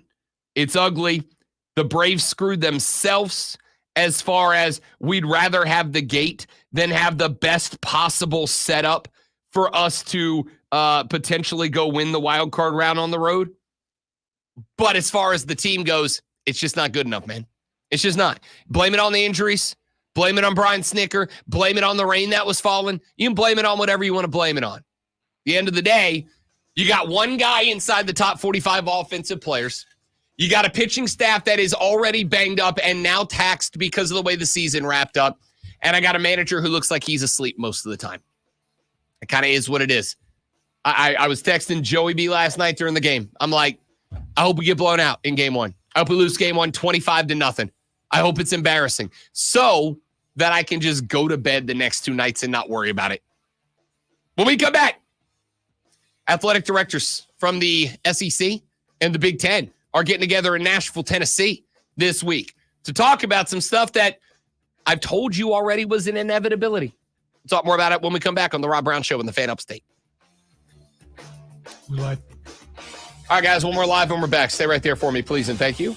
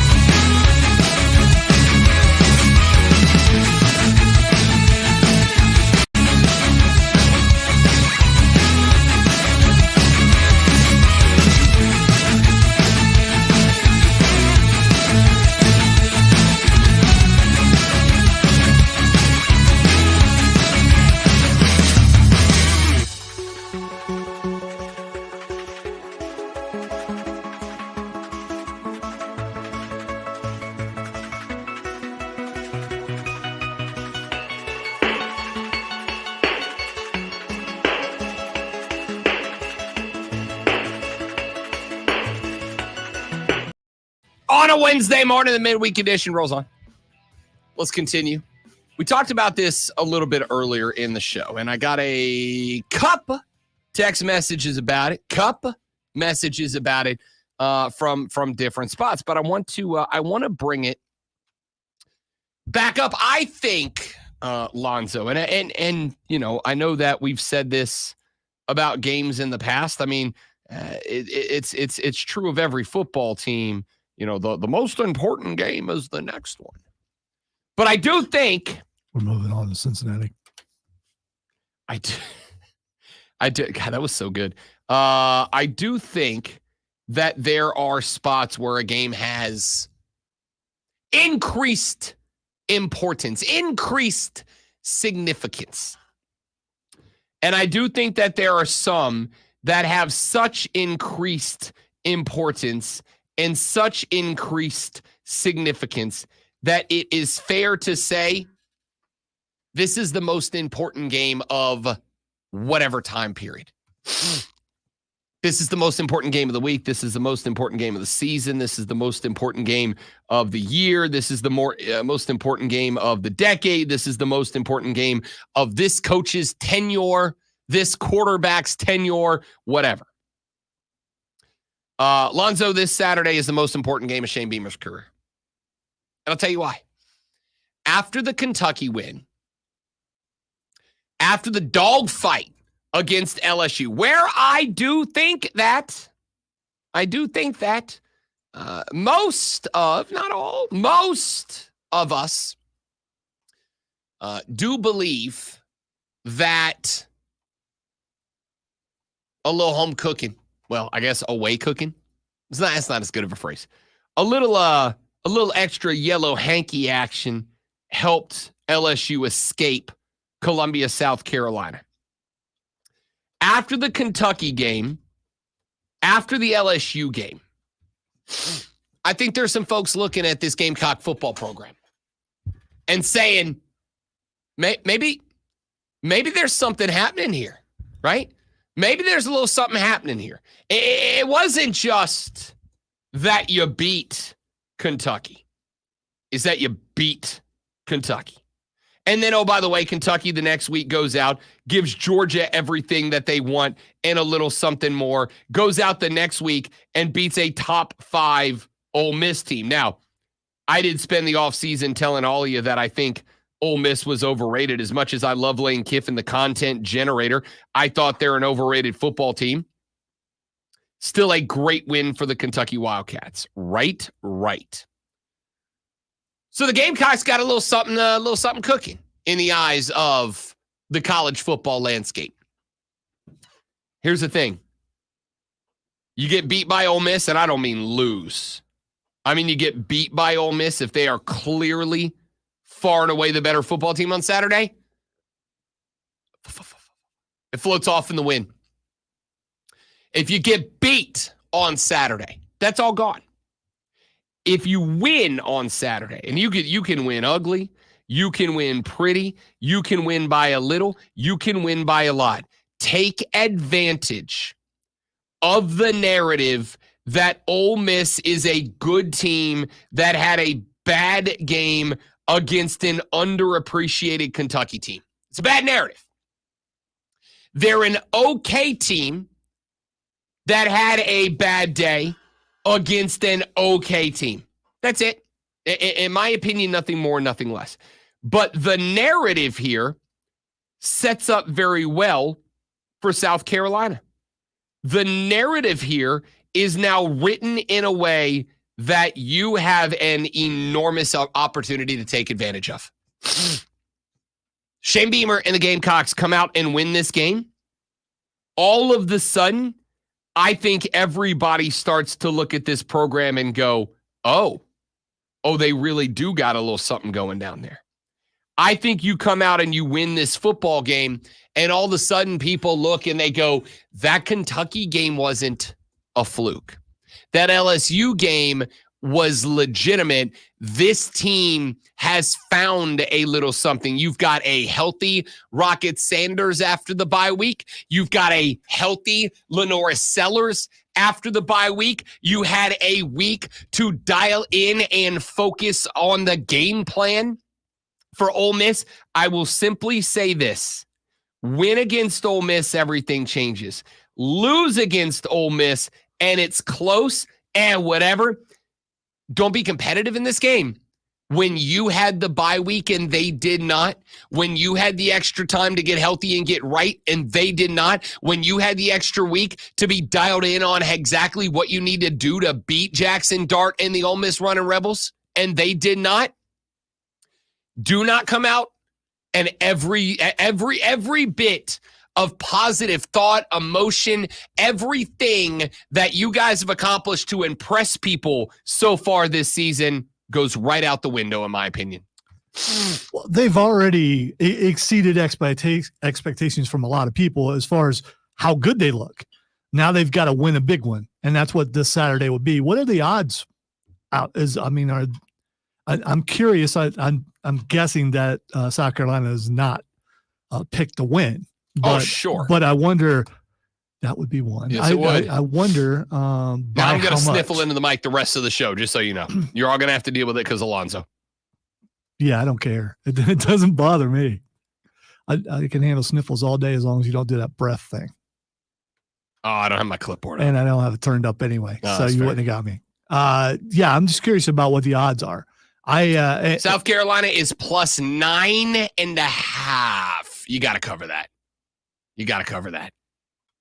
Again, now I will also point out, Vegas has been giving Ole Miss credit all year, and you know what I'm gonna do? I'm actually gonna play something I was hanging on to for later, but I'll do it here. Let's see. This is was it Cannell? I'm not a big Cannell guy. I think Cannell's a hot take artist, and I think it's kind of weak. I think Danny Cannell's a hot take artist. I do think he got this one about Ole Miss quite right. Congrats to Mark Stoops. Yep. So that's what I get for trying to edit audio during the show for you people. Congrats to Mark Stoops, but this is a devastating loss for Lane Kiffin and Ole Miss. There's both sides of this story. I think this is what happens when you schedule a bunch of nobodies and you run through them and we all fall for it. We're like, well, they scored 76 points against Furman and they go out there and blow out teams, Middle Tennessee, Georgia Southern, Wake Forest, one of the worst teams in the ACC. And everybody's like, look how great they look. You don't truly know the makeup of your team until you get tested, until you get punched in the mouth. And today, Ole Miss got punched in the mouth and they did not respond. They looked shook for most of the second half, thinking, wait a second, this team is still trying against us? We're Ole Miss. We blow out everybody. And they did not respond to the test. So this is, yes, it's about Kentucky, but it's also about Ole Miss coming up short in a year where their fan base thought they were on a straight line for the playoffs and potentially a national championship. This is a devastating loss for Lane Kiffin and Ole Miss. Keep Furman's name out your mouth. So is it a thing? Well, wow, you let Kentucky do that? When Kentucky got beat by South Carolina, they come out and they're a different Kentucky right now. So I mean, them losing to Kentucky, I don't think is as big of a deal as it would have been in the past. Kentucky is a lot better than what people think. I disagree. I don't think they are. I don't think Kentucky's that good. I think Kentucky's okay. I put them, as I do with most, as there's two tiers of SEC ball. There's Georgia. I'll say there's three. There's Georgia. There's Alabama. There's a drop. There's LSU. You know what? I'm going to go Georgia, Alabama, Texas, Tennessee. I'm going to go LSU. I'm glad you decided to put Texas in there. Yeah, I keep forgetting about Texas. They're like the number one team in the nation. And yeah. No, they're not. Alabama is. Oh, I'm sorry. They were last week. They were last week. Yeah. But I think there's Alabama, Texas, Georgia. There's Tennessee, LSU.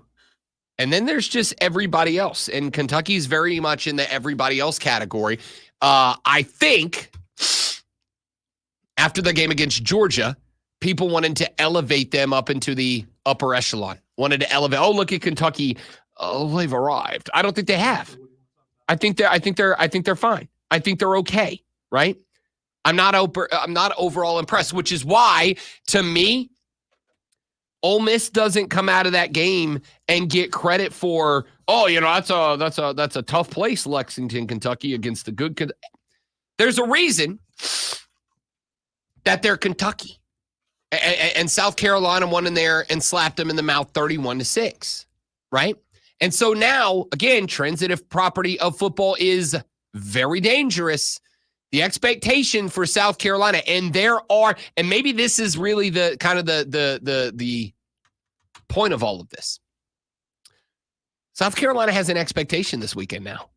At least to me, they do. And you know what? I don't want to see anyone get injured, but Lenore Sellers going down was not entirely a bad thing because the backup quarterback got reps and looked really good. So I'm looking forward to this weekend. I am too. And I think it is because, like I said, I think it's because I have expectations now, right? My expectations for South Carolina coming into the season were what? Make a bowl game. Now I have game-by-game expectations. And I said preseason.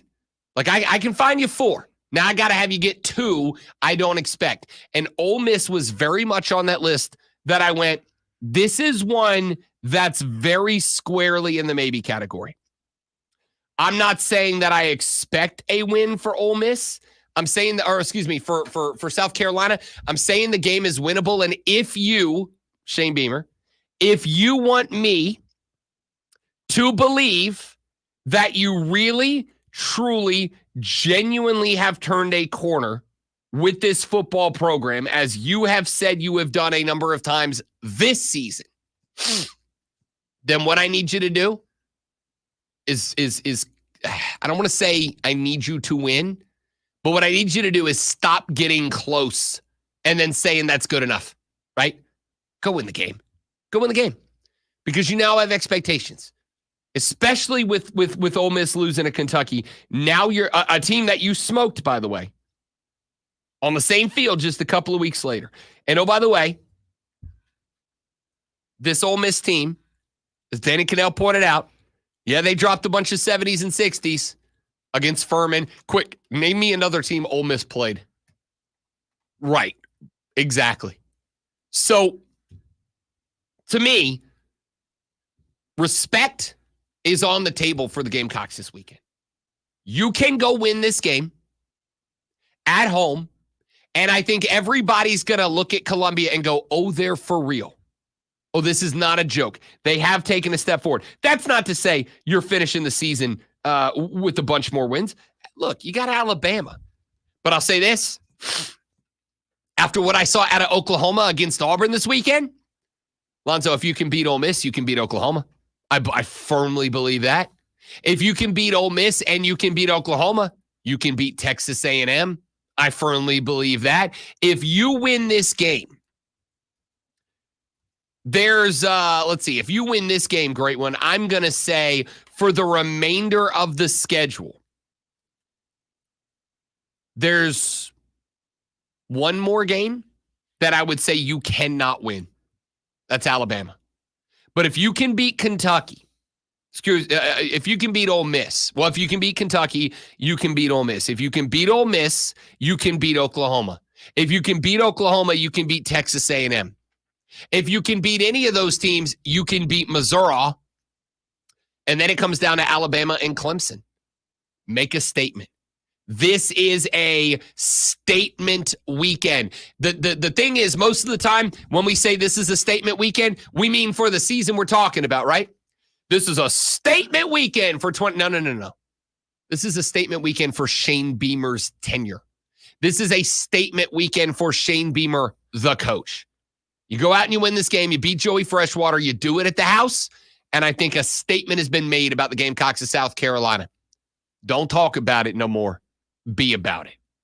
You know who would be about it? He'd be about this. No. Lonzo's going to wow you now, Sports Flash Time. I'm bad at this. All of it. He's trying really hard, people. He really is. The Atlanta Braves dropped game 1 in the wild card round series against the San Diego Padres last night, 4-0.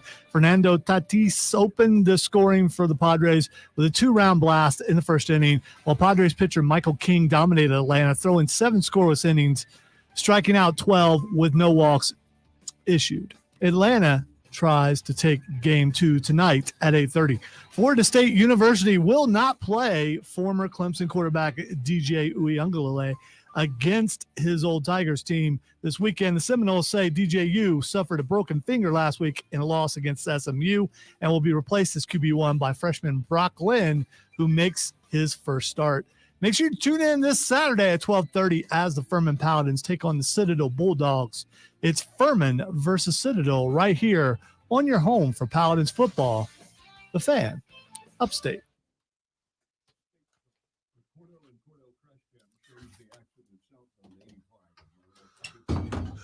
Kevin's still waiting.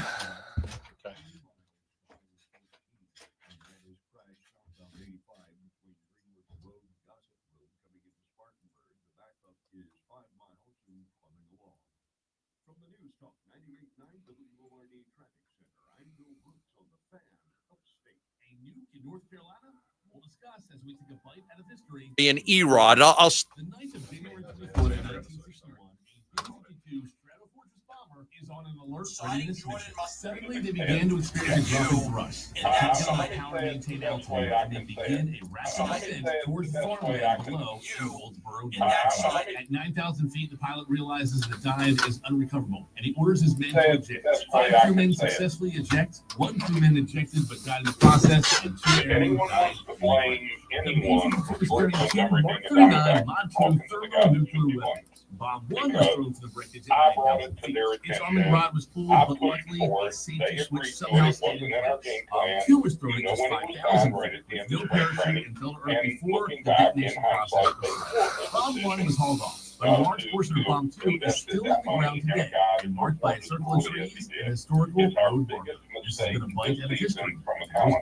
You don't have to keep living with that joint pain. Real lasting relief is possible with the help of QC Kinetics. Seniors are getting their lives back, getting their mobility back, thanks to QC Kinetics. Hey, it's Charlie James. QC Kinetics is the nation's leader in cellular therapies that can revitalize your joints. I'm talking about advanced regenerative medicine using your own body's healing properties, highly concentrated and carefully placed in your achy joint. Back pain, shoulder pain, knee pain, these are cutting-edge treatments that require no surgery, no drugs, and no downtime. It's a quick office procedure that can get you moving again. These protocols have been developed by medical professionals and under the leadership of Dr. Mitchell Scheinkamp, a former orthopedic surgeon and a pioneer in clinical regenerative medicine. Them to come joint pain keeping you from doing the things to more agreements on playing more regularly, specifically be bowls or with one another in zeroing in more so on the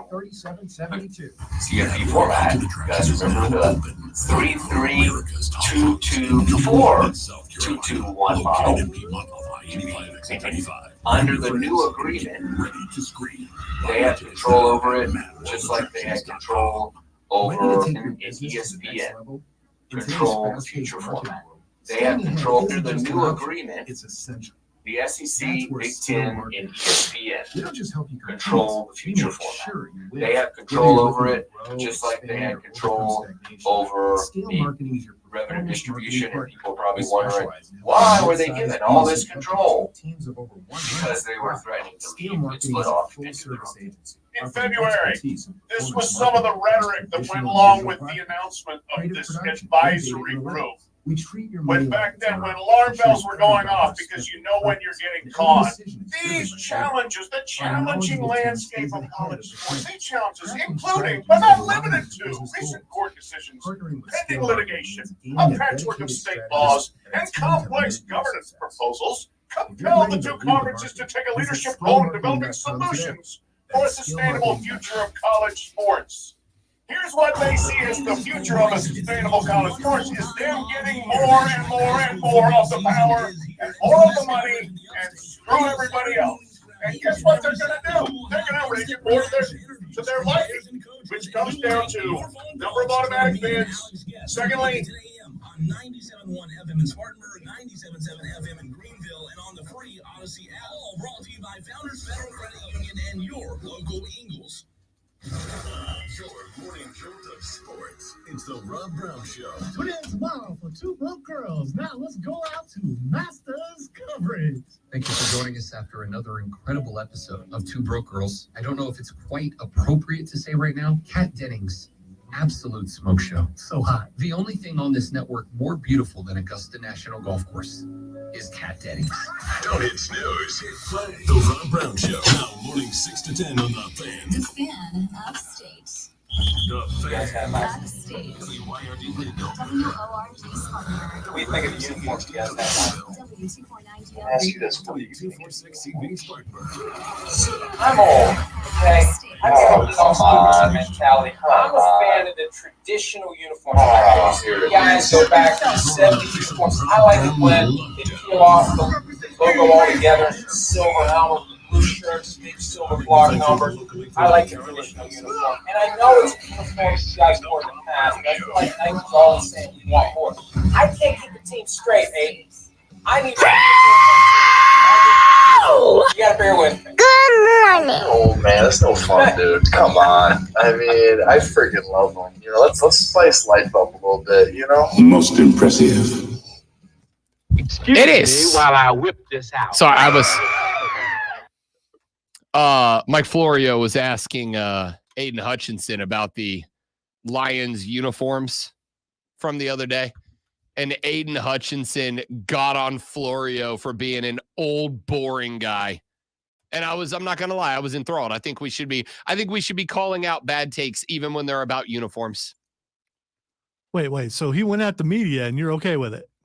Yeah, I don't know why you think that I'm going to defend every person who has a microphone or a pencil. Some people are bad at it. Some people are bad at it. No, what I listen to this show. What I am against. Ooh, he pointed his finger. Yes, I did. I did a full finger whack. Ooh. The full Dikembe Mutombo. What I'm against. Oh, I forgot to do the damn thing again. No, I had it down because I didn't flip it back over to my regular channel. No, not today. What I get mad about is when people lump the media together as one thing and don't distinguish that everybody in the media is a separate entity that acts a different way. Well, we're basically just talking about sports media, and they all act the same exact way. Every single one of those people. No, you're one of them, bud. I'm sorry to remind you once again, you're the sports media, pal. You're one of those people. Hey, you know who's not, but is going to be on the sports media? Well, actually, I mean, he is, actually. My man, Kevin, on the phone. Your transitions, they're just not good today. I'm not going to lie, dude. I'm getting my ass kicked today. All right? I think the vacation fuzz has like settled in now. It's no electricity. Come on. Oh, that's a huge part of it. Because I am fighting every moment going, push button, hand, move, push button. It's say full sentence. It's a little bit of that. And it's also the fact that, I was gone for a week and a half. I come back. Like there's a week and a half it takes to run through, but now we're 3 days in. Like now we're getting back into the regular ebb and flow of the show a little bit. And I haven't fully recovered. Let's see if Kev can bail me out a little bit here. Kev, what's up, big dog? Man, hey, fellas, how y'all doing? Good, brother. How you been? Nice to meet you new guys, man. Yeah, no, it's our pleasure, brother. We're glad to be here. It's good to be settling into our new role here at the Fan Upstate. Right. I get it, man. I tell y'all what, y'all in a nice place, man. Good to have y'all here, man. Hey, man, let me tell y'all something, man. Don't leave no more, man. If you leave, just send me something to just listen to something. Y'all say something. Like, if you need a substitute teacher, just let me come sit in. I feel like I'm a little bro, so I can just come sit in for the big bros. Why y'all gone, man? Just hold it down. Listen, I need you to know, Kev, I was going to do the show down from St. Augustine during wedding week. The fiance turned wife. Yeah. In your nose. Yeah. So listen, on Saturday, I actually, from the back porch at the house we got married at, I jumped on my Saturday show for like 15 minutes, right? I was like, she's getting ready. I got nothing to do. I'm already suited up, right? Like I'm just killing time. Let me jump on the show with the boys. And I'm on the air. And when I get off the air, one of her friends comes around the corner, Kev, looks at me in the face and goes, "What are you doing?" And I was like, I'm not doing anything. I got on the air to talk about baseball for 15 minutes. And the friend, who I'm friends with now too, but she looks me dead in the face, Kevin, and she goes, "You're an idiot." And I realized, Kevin, that's not why he did it. He's been talking about how good he looks in the suit, and he wanted everyone to see it. That's why he did it. For the record, I did, and they did. Yeah, hey, man, keep it funky with us, man. You want everybody to see how good you're looking. You down to 112 pounds, man. So, hey, I want people to see me too. I really would. The people want to see me, Kevin. That's what it comes down to. I might check you out. I want to see. You done turned into Pretty Boy Floyd on us, so I might check you out on this picture too, man. All right, what you got for us, big dog?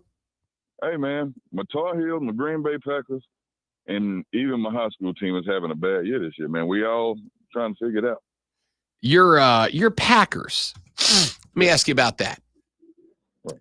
Was it just the last 5 games of Jordan Love that had y'all convinced this? Because I got to tell you, man, like the Packers are going to make me a bunch of money this year because them and the Dallas Cowboys, I bet the under win total on both, and I'm feeling real good about it. What had you sold that the Packers were going to be like a playoff team all of a sudden in a division with the Detroit Lions, who are good? Because hey, man, the way we finished out, we figured we'd just keep it rolling, but then you get a couple of injuries hitting, other things got to happen, but I still don't feel like we got it to get over the top right now. Even Minnesota looking good right now. So, well, that's because they got future first ballot Hall of Famer Sam Darnold at quarterback. Kev. Sam Darnold just coming out the woodworks on him. We're going to talk about that in a minute because Aaron Rodgers had something to say about it on McAfee's show yesterday. Was talking about Sam Darnold and some of these other quarterbacks that are having a resurgence in their career. But no, man, like I got a soft spot for the Packers. Any team with a cheese theme, I'm all on board with. All right. I just didn't see it this year, man. Like I think you're close. Let me be abundantly clear. I think the Packers are close to being a good team. I know that with the addition of Josh Jacobs, there was a lot of excitement, but like this ain't 2022 Josh Jacobs, right? Like this isn't the cat that led the NFL in rushing a couple of years ago. And after that, is Romeo Doubs the guy that you think is carrying you to the promised land? Because I'm looking at the rest of everybody who's not Josh Jacobs and going, where's the threat, man? I don't see it.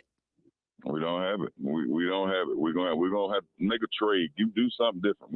Davante wanted. I was about to say. I heard there's a wide receiver available down in Vegas. Y'all might have heard of. He just went on, got on stage the other day talking about, I hadn't said this and I hadn't said that. Now it's all of a sudden not on the table. Hey man, keep it funky, man. Just say what you say. If you're gonna say it, stand on it. Here's my favorite thing, and I mean this. I was thinking about this. I'm glad you brought that up, Kevin. I was thinking about this when we talked about it earlier in the show. I haven't heard Davante Adams say he wants to trade. This is the Raiders that came out and said we're willing to trade him. I don't know that Davante has asked for or wants a trade. I think the Raiders are just sick of the bull on the sidelines, dude. Yeah. You're not gonna keep trying to put the team on above, like you're gonna put yourself above the team and got little shenanigans going on. Guess what? You might well start getting your locker together and go ahead and start, pants down the middle, jerseys to the left, helmet on the side. I mean, go ahead and hang it up. Now we just all hang in there and hope he doesn't become a Chief. Kev, good to have you, big dog. Appreciate you. Hey, man. Y'all fellas hold it down, man. And hey, man, stay there, man. I mean, I burned all my vacation days, Kevin. He doesn't have any more days. Yeah. At this point, I'm not allowed to go anywhere else. I'm just locked in. Appreciate it, big dog. Good to talk to you. Let's that's the fun thing about this Davante story is, has Davante said that he wants a trade? Because I don't think Davante said he wants a trade. What it sounded like to me is that effectively the Raiders are kind of sick of the attitude on the sideline, which don't get me wrong, I understand, but Davante Adams came to Vegas when Derek Carr was still there. That's future first ballot Hall of Famer Derek Carr to you. When Derek Carr was still there, Davante believed he was going to be playing with Derek Carr, a guy that he had a previously established good relationship with. This was at a point in time where it looked like the Raiders were kind of trending on the upward trajectory, and they've done nothing but backslide since then. They've shed talent, right? They've done nothing but backslide at this point. And by the way, your starting quarterback possibilities for Davante Adams were Gardner Minshew or Aiden O'Connell. The only point that I'm making here is, yes, there are probably more constructive ways to show your frustration if you're Davante Adams than to go running off on the sideline, slamming your helmet into the bench and having to be restrained by your teammates and all that. Like, that's not unfair. There are more constructive ways to get it across that you are frustrated with the direction of the team, as, again, I would be as well. Cody Decker is a Raiders guy. He's beyond frustrated right now. It's understandable. But there are more constructive ways of handling yourself than the way that Davante Adams has done it. And I think, though I could be wrong, I'm usually not, I think that this is largely the Raiders deciding that they're done with Davante, not Davante deciding he's done with the Raiders. However, I'm not going to beat Davante Adams up for this, man. I'm not. The guy had a good chunk of his prime wasted in his final couple of years in Green Bay.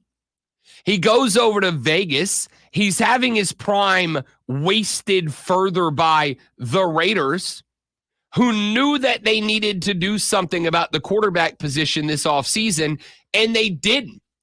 They said Gardner Minshew and Aiden O'Connell are the guys that we trust in this situation.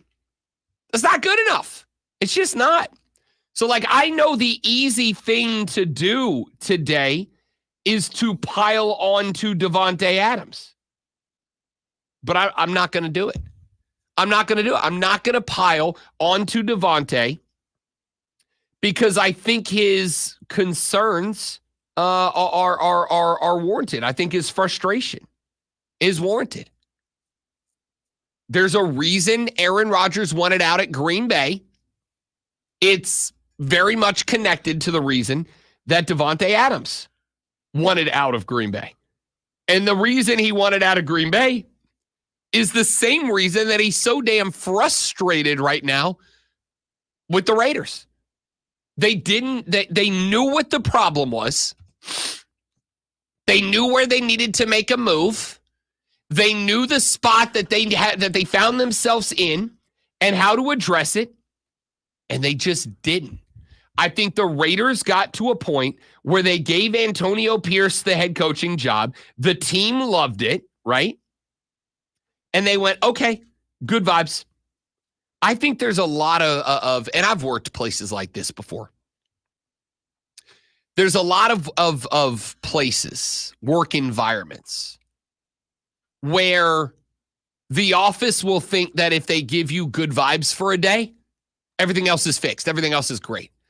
This is, you know what the online joke has been for years is how at a point in time where workplace morale is at an all-time low, you will inevitably find a pizza party, right? Like, that's the internet meme. That's the joke. Hey, everybody, thanks for coming in for overtime, even though we didn't approve any overtime pay. Thanks for working for less money. I know everything is struggling right now, and we know it's a big ask of you guys to keep it 100. So here's a pizza party. I was laughing the other day that meme came to real life down in Tampa when Hurricane Helene was taking aim at Tampa Bay.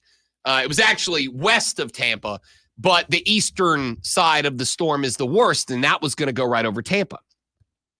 And I'm not going to say the name of it, but there was a particular grocery store that is the most popular grocery store in Florida. There is a particular grocery store down in Florida that sent out a corporate memo that basically said, we're keeping our stores open all the way up until the storm gets there, right? And so if you worked for this store, if you wanted to keep your job, you had to go to work, which meant that not only could you not leave if you felt that that was the right course of action, not only could you not leave, but you couldn't even stay home and hurricane prep your own home. You had to go to the store.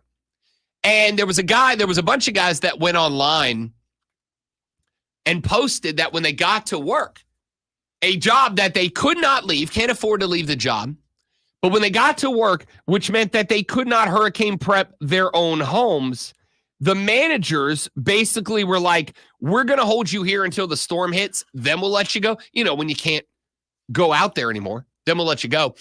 And to thank you for all of that, here's pizza. And the best part, great one, was they went and they got, for a grocery store's amount of people that were working there, they went and got one pizza from one of the cheap fast pizza to go chains. And they thought that everybody there was just going to be super thrilled about this. Like they were all going to be fine because they got one pizza for the whole store from one of the $5 for a large pizza joints. Sorry, I think you just gave that away. I worked at grocery stores for like the first 5 or 6 years of me trying to figure out what I was going to do. This sounds normal to me. Yeah. I mean, it's what grocery stores do. But like I said yesterday, there is like it or not, there is a societal movement to get better treatment for employees. And I'll tell you, looking at what the Raiders have done and looking at what the Packers did, I actually do not fault Davante Adams for being upset about the situation. I would be too. All right, let's take a break. We'll come back here in just a minute from right now. Audio Blitz. Got a couple of bits of sound, our favorite sound from the last couple of days of social media, and we'll play those for you and react to them next on the Rob Brown Show on the Fan Upstate.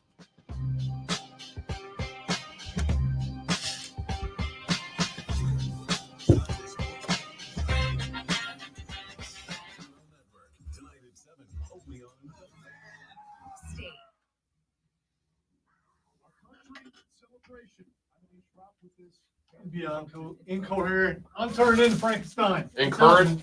Incoherent, yeah. Step away for just a minute, guys. We'll be right back. Don't go anywhere.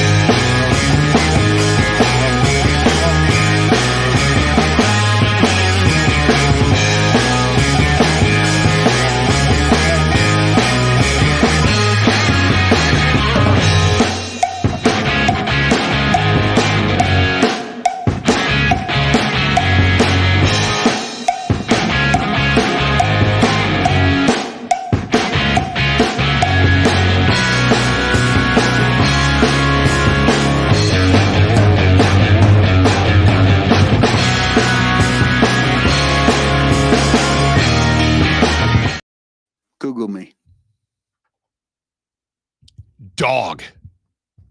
Bro. That is the ice coldest line I have ever heard of. Yeah, it's pretty simple. I win. Google me. Google me. Kind of a big deal. Google me. Hey, coach, how do you convince guys that you're for real? It's pretty simple. I win. Google me. Like, you know what? That needed one more little, it needed one more little garnish on top. The best way to phrase that would have been if he would have dropped, it's real simple. I win. Google me. That's it. That's the only way that gets better, if he just outright calls the guy up to end the sentence. I win. Google me, you. Would have gone so hard in the paint. That's pretty spectacular. Lonzo, as of this moment in time, I officially, this show is a Kurt Signetti fan club now. We're all in with Kurt at this point. Well, normally you don't speak for me, but I'm down with this. Yeah, we all are. Well, that's what this show does. How do you sell your vision of your culture? I mean, what's the... Who are you talking about? The high school guys, the transfers? Who? All of the above. I mean, how do you... It's pretty simple. I win. Google me. See, I need to look this. This was this a visible press? Oh yeah, there's video. Oh, he said it to the man's face. No, because I want to see the look on his face while he's doing it. Oh, he's got the this look. Oh, he's been over the podium. Oh yeah. Oh no. Yeah. Google me, you. Like, it's so good, so good. All right, let's get some more stuff in here. Did the punk shut up and sit down? I don't know, because the camera was on him, but it's pretty great. You know what else is pretty great? A new guy that I'm on board with alongside Kurt Signetti is Vanderbilt quarterback Diego Pavia. Vandy lost to Mizzou this weekend. Heartbreaking loss. Felt like Vandy for a minute there was going to go get a dub over a top 10 team. The Doors kind of feel a little different this year to me. Maybe it's just me. The Doors feel like they got a little oomph to him. And part of that, I think, is because of Diego Pavia. He was asked about that loss and how, if you are the Vanderbilt Commodores, how do you roll that loss into next week? He said this. Kind of a brutal loss in Columbia. How eager are you to just get back out there on Saturday? Yeah, the whole team is fired up to go out there on Saturday. Rando said it best, if you're down about this, then you ain't really, is what he said. Like get up and get back to it. And so that's what we did. Saturday we came out, we punched each other in the face all day Saturday or Sunday. And then, today was a great practice. So we'll be electric and ready to go. If you're down about this, then you ain't really. That's incredible. That's beyond. I love that. If you are down about this, you ain't with the chest. With the chest. Incredible. I love that. Matt Moscona is a host on 104.5 ESPN Baton Rouge, Louisiana. He was talking about the Alabama-Georgia game. Now, as a dude who preseason picked Alabama not just to win the Southeastern Conference, but to ultimately appear in the Southeastern Conference championship game, I was very pleased with the outcome of Alabama versus Georgia, because I think it proved both of my takes correct. My take was, I think Georgia's coming back to earth this year, and my take was that I think Bama's about to shock y'all because they ain't done gone nowhere. All right? They ain't done gone nowhere. Well, while I was happy about the outcome, I was not thrilled about the fact that Georgia was down 28-0 at the half and still came back to make it a one-score game. Matt Moscona says, if you're up on Bama, Rob Brown, slow your roll and there's a reason for it. Alabama fans are entering their Les Miles era. Winning masks deficiencies and losing magnified. Okay, yeah. And that is what Kalen DeBoer was staring down until Ryan Williams saved his ass. And it hit me. It's the worst bump of ever, right? Ton of bricks in the face. If Ryan Williams, now he did, But if Ryan Williams doesn't make one of the most incredible plays we've ever seen, what are we doing today? Okay. So I got a couple responses to that. Number one, he ain't wrong. He ain't wrong.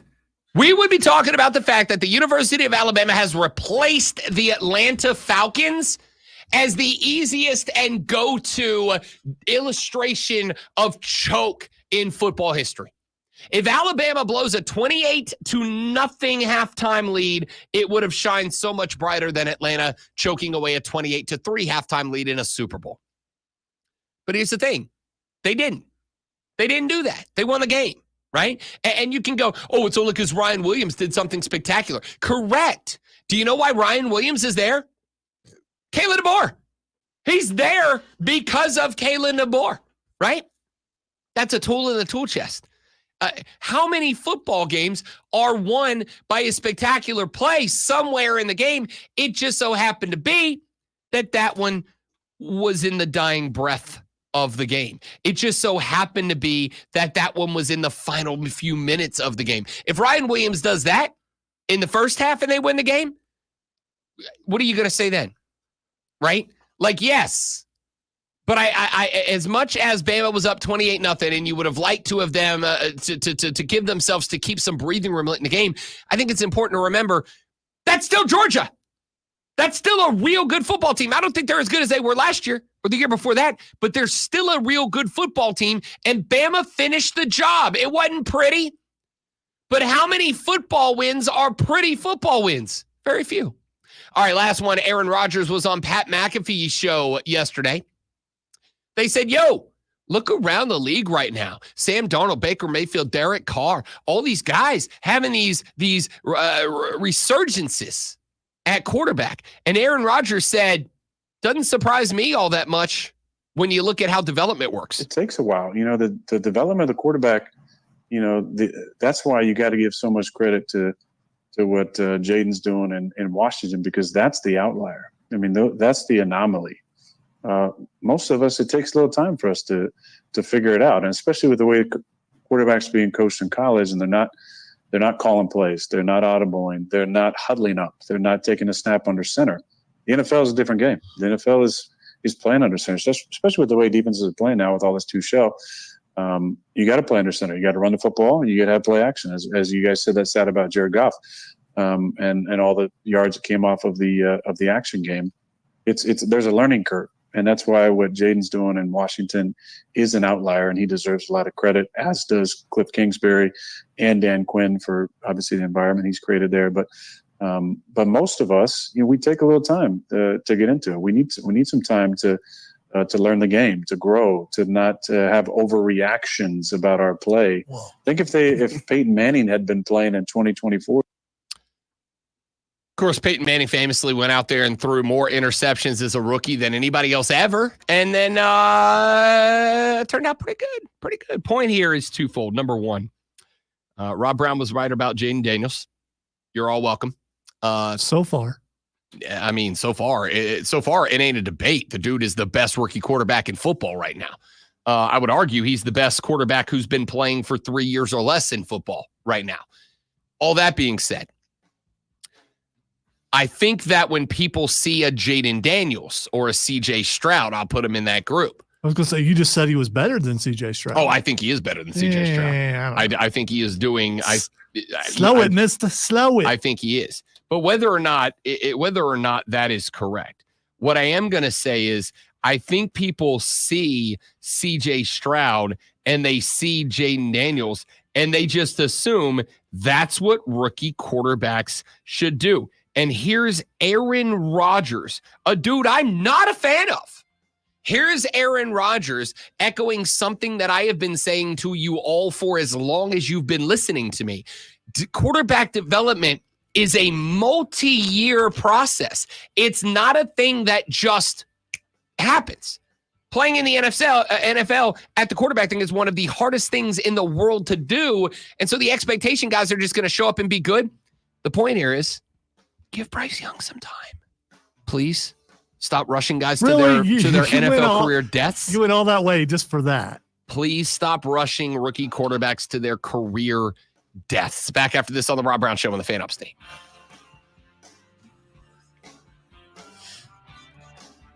It's going so well, then you had to do that.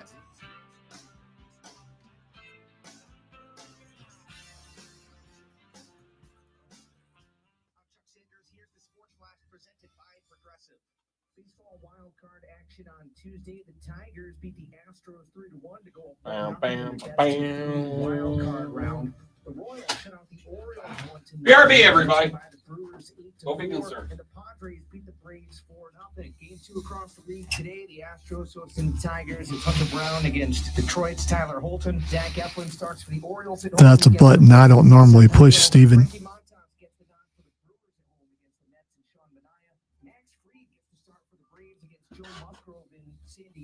Atlanta slugger Matt Olson. I think when people don't think you can do something, that drives you, and there's sometimes you hear some stuff, and that can absolutely drive you.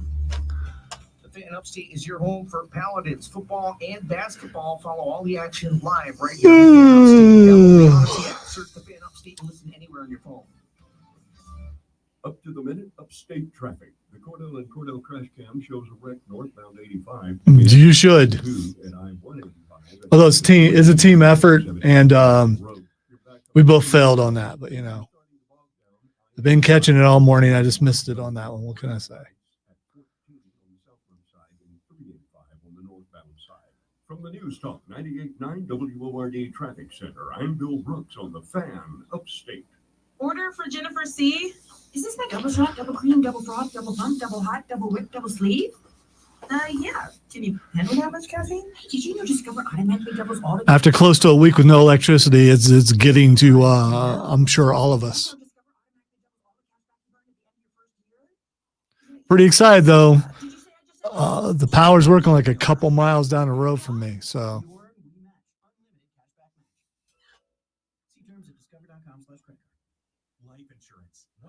So a bunch of power lines just all slack, though. When I see those things taut, then I'll know I'm getting closer to being able to take a hot shower and actually sleep. Some policies as low as $1 a day. Answer a few health questions and get your free quote at Teddy. If my power was on, I probably would go home, go to sleep, wake up, eat supper, go back to sleep, and sleep the entire night.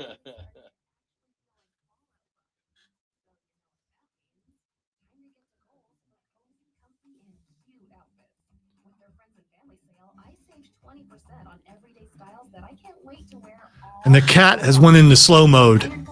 She's just like, I am not moving.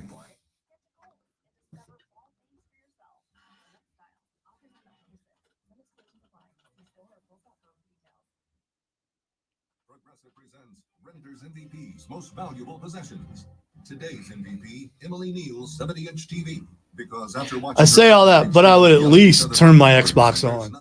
I may not make it more than 5 minutes, but I'd at least turn it on just for a little bit. Just make sure it still works,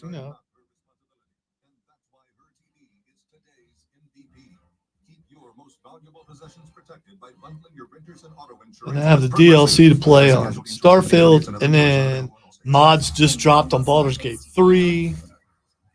Expansion happens on Diablo next week.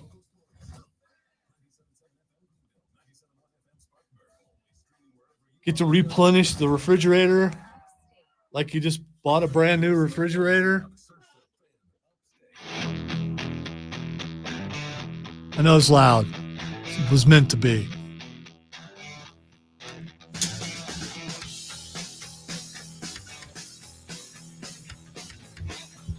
The Rob Brown Show continues. It's the Fan Upstate. Got another bit of audio I want to play for you. Didn't put this one in the Blitz, though, because I think it's worthy of its own conversation as a whole. Ross Dellinger and Pat Forty were speaking about the SEC Big Ten meetings that are taking place. And I guess the reason I bring this up is because... Stop it. I'm not ready for you, Ross. Relax, Ross. All right, calm down. I'll tell you. It's okay. I'm getting blamed for every misstep. That's you're on me. doing. It's on me. It's yeah. All right. So Ross and Pat Forty, Ross Nellinger, Pat Forty, Yahoo Sports. We're talking about the meetings taking place, and the backdrop of these meetings is very simple. The SEC and the Big Ten's athletic directors are meeting in Nashville, Tennessee this week, and what they are meeting over is a potential partnership. Although I don't want to call it a partnership because it's not like an official partnership.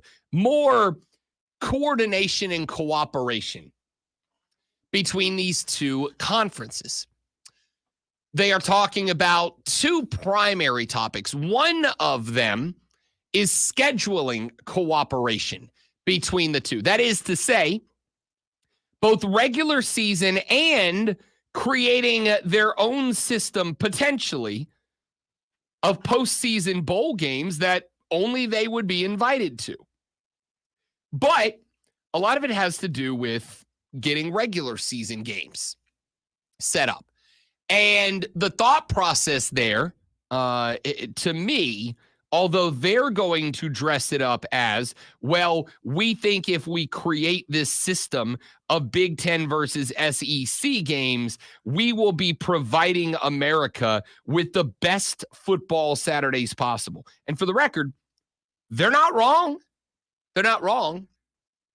But what it really comes down to is if they start creating a world where SEC and Big Ten teams are playing each other, you know who they're not playing? The ACC, the Big 12, the Pac-2 / soon to be 4 / maybe 6. They're not playing the Mountain West. They're not playing the other conferences. And that means those other conferences are not playing as many nationally televised football games, which means that more of the money ends up with the SEC and the Big Ten.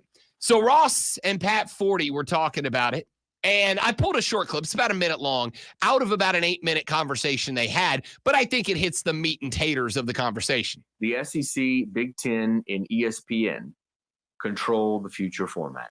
They have control over it, just like they had control over the revenue distribution, and people are probably wondering, why were they given all this control? Because they were threatening to leave and split off and do their own thing. In February, this was some of the rhetoric that went along with the announcement of this advisory group. When back then, when alarm bells were going off because you know when you're getting conned, these challenges, the challenging landscape of college sports, these challenges, including but not limited to recent court decisions, pending litigation, a patchwork of state laws, and complex governance proposals, compel the two conferences to take a leadership role in developing solutions for a sustainable future of college sports. Here's what they see as the future of a sustainable college sports is them getting more and more and more of the power and more of the money and screw everybody else. Yeah. Who's surprised? Show of hands. Who's surprised by this?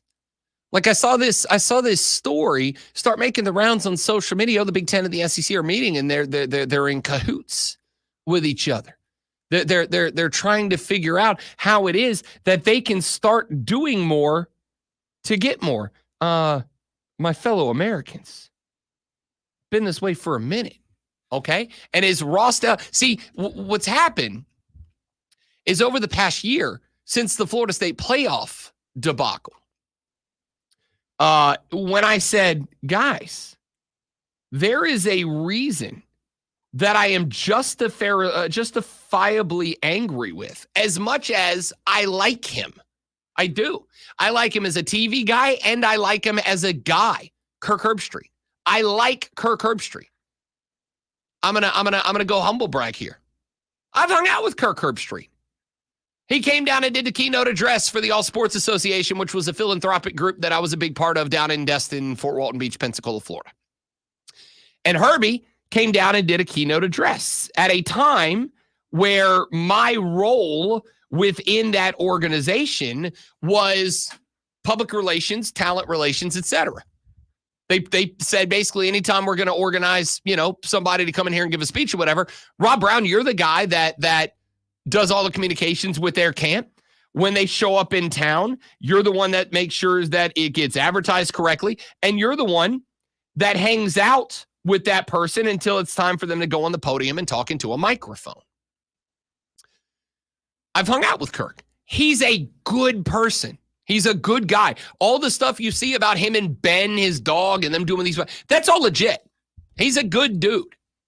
But this is why I got upset at Kirk and the rest of the game day crew last year at the end of the year. And I said, Clemson fans, you should feel this way too. Because while I understand it's happening to a rival of yours, that just means it can happen to you. If you don't think we could end up in a situation where Clemson has a real good year in the ACC, but gets dumped out of a playoff spot in order to fit an SEC or a Big Ten now or Big Ten team in that has like one more loss than you, that precedent is now established, right? And my whole take was when Kirk Herbstreit and the gang went from one day, yeah, Florida State's undefeated and winning the conference, they should absolutely get into, well, without their quarterbacks. No. The reason all of that went that way was very simple. Alabama was going to put more eyeballs on the TV set and was therefore going to make them more money. And now here is Ross Dellinger. And I will say about Ross Dellinger, who I'm a fan of as well. Dellinger's not a hot take machine. He's a pretty, honestly, pretty vanilla guy. Like he's good at getting the news. Listen to this man talk. The SEC, Big Ten, and ESPN control the future format. They have control over it. The SEC, stop. Okay, all right, Ross, we got it. Stop. Point is, he's a pretty vanilla guy. He's not really a hot take machine. He's just very good at getting information and organizing thought. And now here he is saying ESPN has power. ESPN has control. The SEC and the Big Ten have control. This is why I've said for a while, college football as you know it is cooked. And everybody wants to say, oh, it's NIL, it's transfer. No, it's not. No, it's not. It is because of the fact that unchecked capitalism by default leads to monopoly. Unchecked capitalism by default leads to a system where one or two entities have all of the power and the control. And so back in the day, when there was a point in time where the power should have been collected by and assembled by the NCAA, it was allowed to fall into the hands of the SEC and the Big Ten. And as Ross Dellinger pointed out, why? Because they threatened to leave. And the NCAA got scared. And we're like, okay, whatever you guys want. Whatever you want. That's why everything seems to break their way. Because they keep going, well, if you don't let us have our way, we're going to leave. And the NCAA goes, okay, we're gonna let you have your way. But just this once. Don't ask for anything else. I'm not alone in what I've been saying about this. Like I said, the reason I bring it up is not because these two dudes, Dellinger and 40, again, both of whom I like. They didn't say anything in this clip that I have not been saying to you people for years. For years, I've been saying this. We are going to end up in a world where there are two college footballs. There is the Big Ten and the Southeastern Conference over here, and then everybody else over there. There's going to be the SEC and the Big Ten and all their blue bloods that have this college football organization over here, and then everybody that's left out is going to be over here. All the Mountain West teams, all the FCS teams. There's going to be, one day, I firmly believe, a new NCAA for everybody who's not invited to the Big Ten or the Southeastern Conference's dance. This is why I have half-jokingly said that the 12-team playoff, as far as I am concerned, is the SEC Big Ten Invitational. Because in these meetings they're having, it's not just about coordinating regular season scheduling, which they absolutely are. It's not just about coordinating regular season scheduling so that they can begin removing national television appearances from everybody who's not in their cool kids club. They're also putting together a plan to demand that the College Football Playoff Selection Committee give them 8 of the 12 at-large bids. 8 of them. 8, get 4 to the SEC, 4 to the Big Ten, guaranteed. The rest of the country as a whole, and this includes you, Clemson, the rest of the country as a whole will fight over the remaining 4. Now, we all believe they're going to 16 teams in 2026, right? We're all on board with that. That's definitely happening. I don't know that for sure. I think they've got to see how effective this is. I think it would have to be a couple more years before they would do that. So the current contract is in place through 2025. So you get effectively, if they don't decide to break it and go a different direction, 2 years of a 12-team playoff. I'm going to go ahead and tell you right now, the 12-team playoff audiences for at least the semifinals and finals are going to be the most watched college football games of all time. Book that right now. You can write it down. Hold me to it today.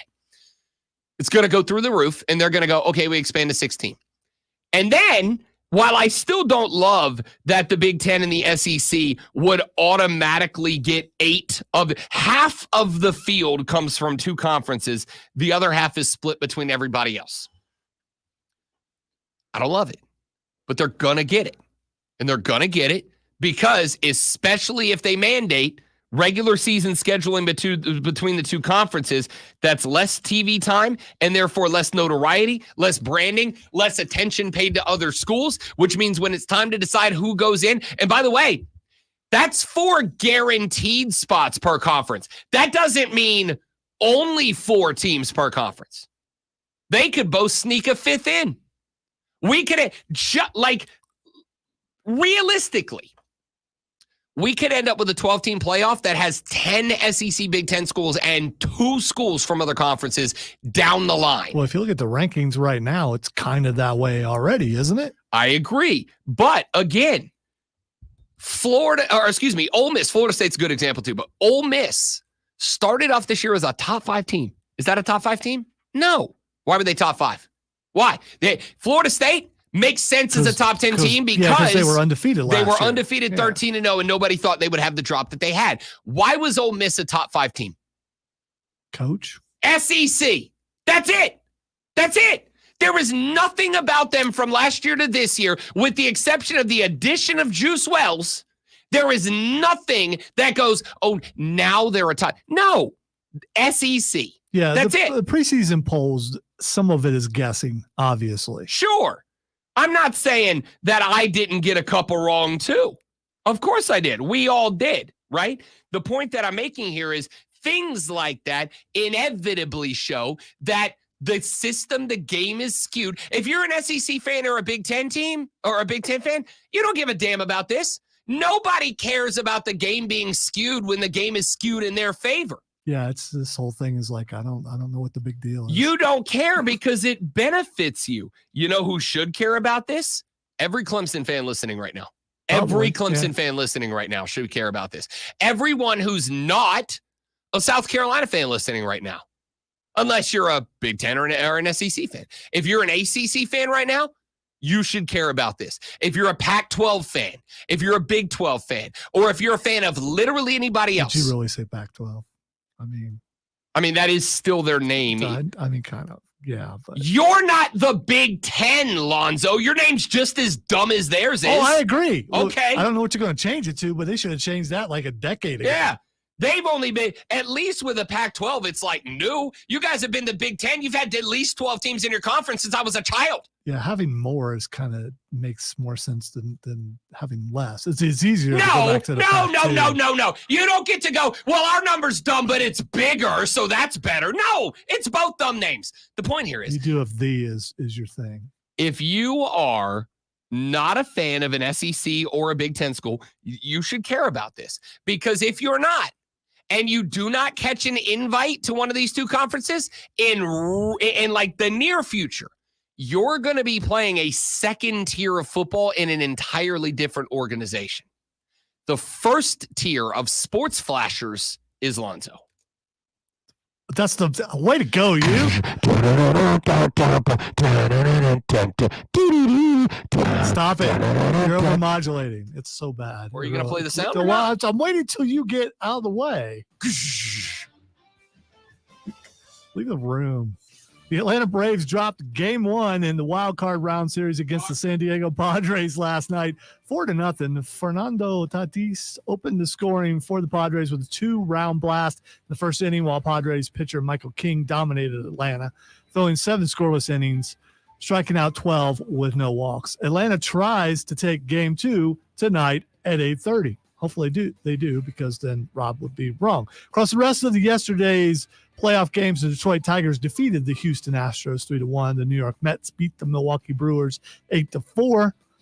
The Kansas City Royals blanked the Orioles 1-0. All 3 game 2s are this afternoon going into the night. That's how Rob wrote it. It's weird. Tune in this afternoon at 12:30 as the Furman Paladins take on the Citadel Bulldogs. It's Furman versus Citadel right here on your home for Paladins football, The Fan, Upstate.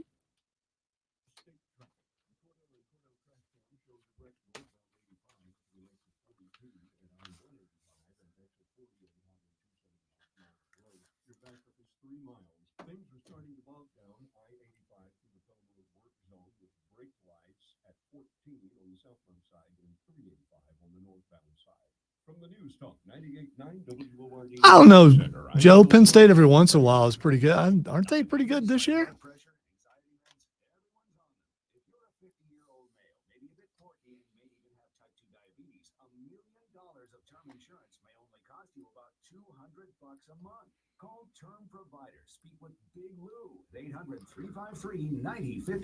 Despite the last segment, I am not rah-rah conference guy, so I don't even know without looking.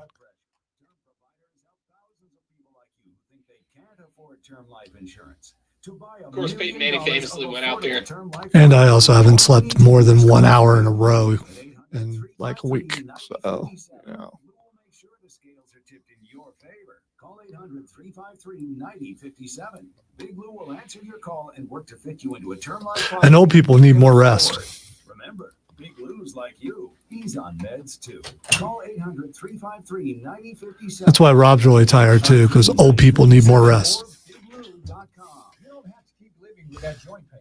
Real lasting relief is possible with the help from QC Kinetics. People here are getting their lives back, getting their mobility back, thanks to QC Kinetics. That's true. No, I agree. I definitely agree with that. But but every once in a while they'll knock off Ohio State. They'll knock off Michigan. Usually in a whiteout game. Back pain, shoulder pain, knee pain, these are cutting-edge treatments that require no surgery, no drugs, and no downtime. It's a quick office procedure that can get you moving again. These protocols have been developed by medical professionals and under the leadership of Dr. I don't know if you read the email, but we were right about the thing. You know, yeah. It only makes sense, I guess. You owe it to yourself to learn more. Call QC Kinetics today for a free consultation. They're at 864-448-3772. That's 864-448-3772 in Greenville and in Nashville.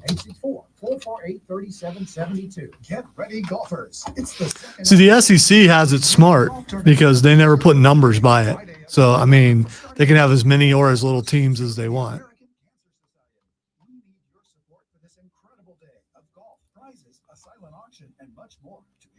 Because didn't the Big Ten kind of change their name since they're even labeled the B1G? The B1G. Yeah, that's what it's showing. That's the logo now, for sure. Yeah, I mean, so.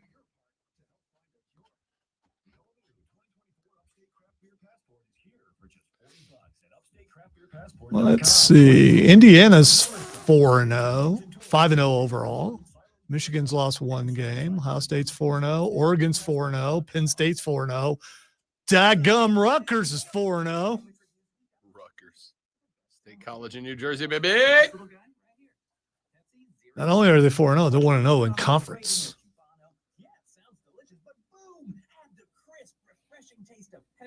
That is a lot of teams. Wow. There's a lot of teams.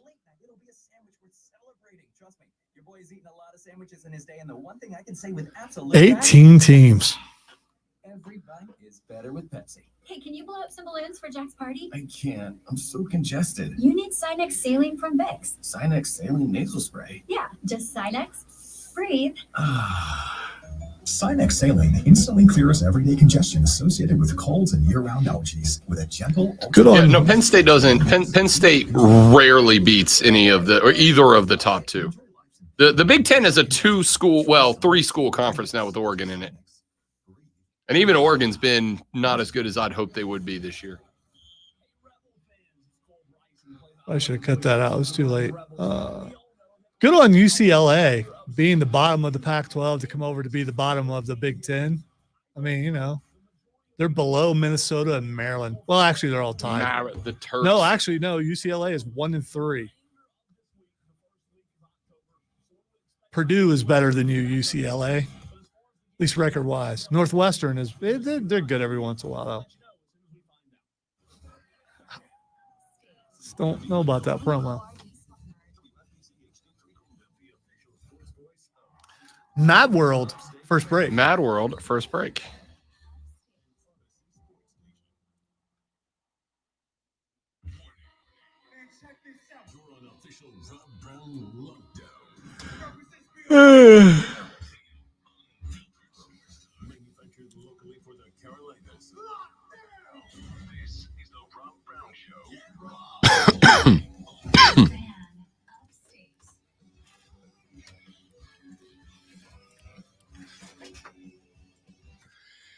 Here we go. Final hour of the Rob Brown Show starts now. Welcome back, ladies and gentlemen. This is the Fan Upstate. Rob, the great one, Lonzo, with you.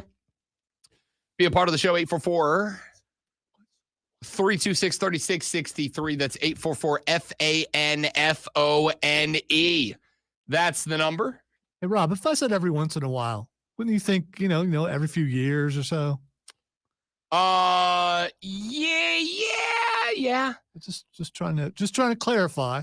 We were having a conversation during the break about the Big Ten, and the point that was made was by Joey B on the stream, which, by the way, you should watch every single day, all 4 hours, 6 till 10 a.m. We are live on our stream, which you can find by going to facebook.com/thefanupstate, the Fan Upstate on YouTube, or by searching and subscribing to the Rob Brown Show on Facebook, on YouTube, and on Twitch.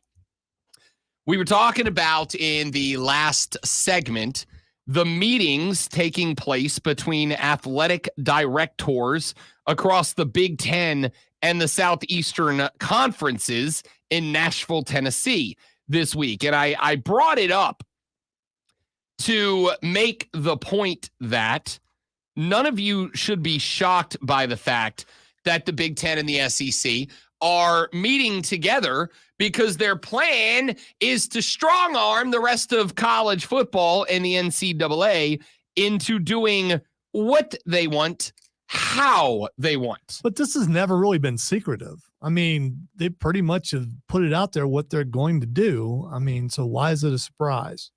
I don't frankly think it should be one. That was exactly my point. Is I was watching the social media reaction as the stories about what was actually happening with these meetings began to circulate across the social media landscape. I was watching people have all these reactions like, "Oh, the SEC and the Big Ten, they're trying to power play everybody."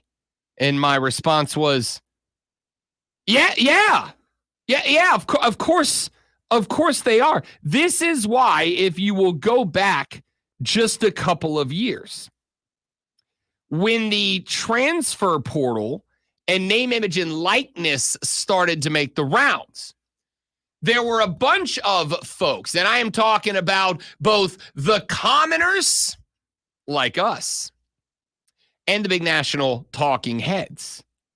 People started to demonize the players themselves. People started to demonize, oh, they're ruining college football. And I rushed to the defense of the players and said, whoa. Let's hold our metaphorical, proverbial, and for some of you, Xavier Legette, literal horses here for just a minute. Let's hang on just a hot second. Let's not put it on the players here, please and thank you. And let's not put it on the players here, because to me, there's a lot bigger problems with the college football changes over the years. There's a lot bigger problems out there than the players being able to make money on their own name and images and likenesses, and their ability to decide where they want to go, where they want to be. There are bigger problems. And those bigger problems, in my ever so humble yet frequently correct opinion, those bigger problems stem from the fact that the suits, the people in charge, the people that have the big offices up on top of their ivory towers, they want more and more and more and more. And this is why I've said, again, over and over and over, my dudes, my dudettes, life will be much easier for you if and when you get to the point, you come to the conclusion, you make the realization, you have the awakening, and you learn that they don't give a damn about you. They never have. It's very, very simple. They want to go get as much money as they can get. And there is literally nothing else.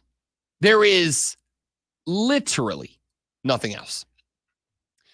The Big Ten and the SEC are not looking at wanting to organize and orchestrate some grand scheme where the scheduling betwixt the two lines up because they think we all want to see more SEC Big Ten games. Don't get me wrong. I do, for sure. At the end of the day, whatever it takes to organize it, we want to watch the best play the best. That's just the American way. This is why no matter how hard, how loud, how long the choruses have been year after year, college football is better than the NFL. Will I argue that it is more dramatic? Game by game, year by year, sure. Will I argue that it provides more pageantry, more pride, more tradition, et cetera, et cetera? Sure, I'll make that argument. I'm all good with that. But at the end of the day, whether you like it or whether you don't, at the end of the day, the NFL has better football, better players on better teams playing better ball. And that's why audience numbers reflect that all the time. All the time. The NFL Monday Night Football has been the most watched football or most watched television program in America for as long as I can remember. We want to play. We want to watch the best play the best. We, to some degree, whether we like it or not, we're complicit in this happening. All right. I'm not going to sit here and say that I'm not part of the problem. It's me. Hi, I'm the problem. It's me. Because here's the thing. If you truly want college football because of the pageantry and the tradition and the pride and all that, you'd all be watching North Dakota State and South Dakota State.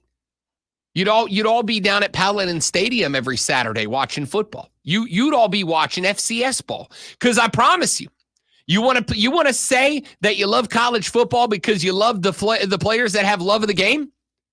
Then watch FCS ball. The overwhelming majority of those cats, they ain't going pro, and they know it. They know they've got whatever time that they've got playing lower level college football and not much else. You want to watch guys who are playing because they love the game? Watch lower level college football. But see, I don't believe that's the case. We want to watch the best football that we can put our eyeballs on. And so if the Big Ten and the Southeastern Conference, who, again, I do not think, especially with the ACC this year, for God's sakes, I don't think it can be argued that those are the best two conferences in college football right now. That's just a statement of fact. Even if the Big Ten is top heavy, and it is, there's 3 teams in that conference. Actually, I take that back. Michigan ain't that good this year. There's 2 teams in that conference. It's Ohio State, and it's Oregon. Now, the conversation we were talking about on the stream just a minute ago was because I said, and we were talking about, the Big Ten is going to make the argument that they should get 4 automatic bids to the playoffs. Joey B popped in and said there's no chance the 4th best team in the Big Ten is consistently good enough to deserve a playoff spot. Last year, even either of the new teams, that would have been 10-3 Penn State. And let's face it, the only way Penn State would ever make a playoff is if they expend the net wide enough for them to fall into. They're always pretty good playing a soft schedule until they play a good team, and James Franklin the bed and they get embarrassed. Happens every year. All right, in years past, maybe not this year, but in years past, who was the 4th best team in the SEC? Take your pick. Tennessee. Ole Miss. How's that any different than? It's not. Let me be real clear. All right. It's absolutely not. All right. I am absolutely arguing that very rarely do either of these two conferences have a 4th team. I'm not saying never, but rarely do either of these conferences have a 4th team that you go, they should definitely get in. They should auto get in. The argument that I'm making here is, while I understand that he who has the gold, you want to know what the real golden rule in life is? He who has the gold makes the rules. That's the real golden rule. All right. They're going to teach you youngsters growing up out there. The golden rule is treat others as you wish to be treated. No, the real golden rule is he who has the gold makes the rules. Do unto others. Well, you basically said the same thing. No, do unto others is something that anybody can do. He who has the gold makes the rules is something very few people can do. But very few people got the gold to be able to make the rules. In this world, in this landscape, it's the Big Ten and the SEC. Here's the thing. If it was only about football, and there's too many of you guys out there that still talk about all of this as if the mindset is football. It's not. It's money. All right? It's money. If it was only about football, are Florida State and Clemson beating the doors down at every attorney within a 1,000-mile radius trying to find the one that can get them the hell out of the ACC? No. If it was only about football, if everything else was equal and it was only about football, they'd want to stay in the ACC, right? It's an easier path to the playoffs every year. Just win a bad conference and you're in. And very frequently, if it's just the two of you, you're going to end up more often than not with a 13-0 champ and a 12-1 runner-up, and you're both going. But it's not. It's about the gold. They both went into either the Big Ten or the SEC so they can have some of it. And this is why I've said it's ugly. I don't like it. And it is also inevitable. There's going to be 2 different college footballs. There's going to be college football over here that is the Big Ten and the SEC, and whoever the hell they decide is worthy of an invitation. And then there's going to be college football over there, and it's going to be the new FCS. It's going to be everybody else. That's where your Boise States are going to be. Does that change viewership, though? Yes. No, not yes. really. Because people want to watch the best. I don't disagree. Here's the thing. The people that are Boise State fans, they're still going to watch Boise State, right? They're also watching Georgia-Bama. You know, I know Georgia and Alabama had a game that averaged over 12 million viewers on Saturday night. We want to watch the best play the best, okay?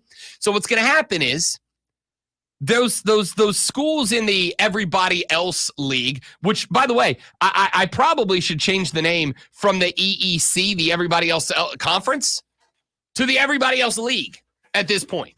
And it may be 10 years from now, maybe 15 years from now, maybe 5 years from now. But what's going to end up happening is the SEC and the Big Ten are going to end up, even if they don't officially abandon the NCAA, they're going to end up in a world where they are so big that they're just going to play themselves and each other pretty much week in, week out. Pretty much week in, week out. And then everybody else is going to have to go like somewhere else to do their own thing. Everybody else is going to have to go somewhere else to play.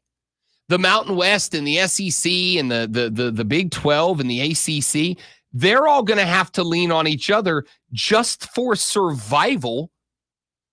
Because do you think ESPN is going to go, all right, Saturday, we can pick from one of these 9 SEC versus Big 10 games, or we can put on Boise State versus Washington? Here's the thing, and this is why I've said we're complicit too. You know which one of those games you're watching. I know which one of those games I'm watching. They're right. They're right. The eyeballs are going to the SEC Big 10 school. Big 10 game, pardon me.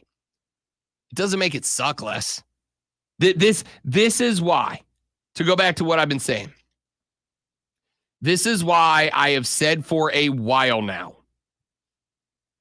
I am not going to sit idly by and allow people to accuse college football players of destroying college football. Everything that you know and love about college football traditionally is on the altar to be sacrificed by the Big Ten and the SEC so that they can get more money and more power. That's it. The meetings they're having in Nashville right now are solely, how do we get more money? How do we get more power? We don't give a damn about anybody else. And yes, I fully believe that ESPN is complicit in this. This is why I got mad about it last year. When all you guys said, oh, Rob, get over it. You're just salty. You're a Florida guy, upset that a team that you used to cover is No. It just happened to be Florida State. I would have been just as upset if it was Florida, a school I actively dislike. If it was Miami, a school that I have openly told you I am hostile against, I would have been just as upset if it was those schools, because those schools are the representation of the EEC. And if ESPN is willing to tilt the table in favor of the SEC and the Big Ten, how can they survive? How can they win? I don't think they can. All right, let's take a break. When we come back, let's get away from that and go into something less buzzkilly. Rob Alonso and you, the Rob Brown Show's on the radio. It's the Fan Upstate. Power up. All right, guys, one more live when we're back. Stay right there for me, please, and thank you.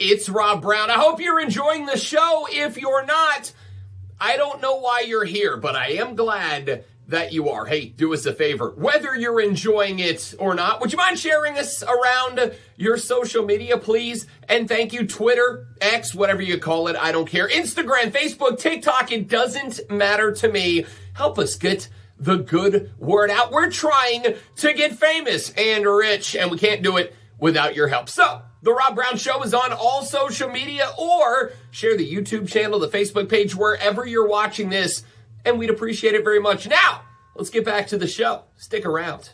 What is up, friends? It's Rob Brown. I hope you're enjoying the show. If you're not, I don't know why you're here, but I am glad that you are. Hey, do us a favor. Whether you're enjoying it or not, would you mind sharing us around your social media, please? And thank you, Twitter, X, whatever you call it. I don't care. Instagram, Facebook, TikTok, it doesn't matter to me. Help us get the good word out. We're trying to get famous and rich, and we can't do it without your help. So, The Rob Brown Show is on all social media, or share the YouTube channel, the Facebook page, wherever you're watching this, and we'd appreciate it very much. Now, let's get back to the show. Stick around. What is up, friends? It's Rob Brown. I hope you're enjoying the show. If you're not, I don't know why you're here, but I am glad.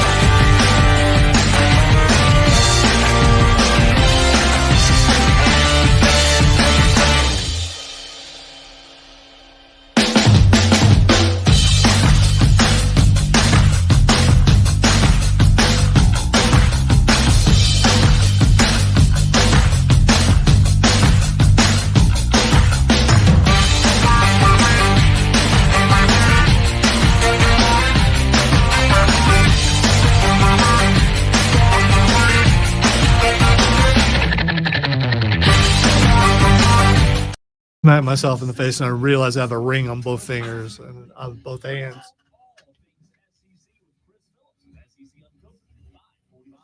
Diesel and Cole Bryson really bring it on wire to wire. I turn it on and leave it on. Afternoons 3 to 7 on the Fan Upstate.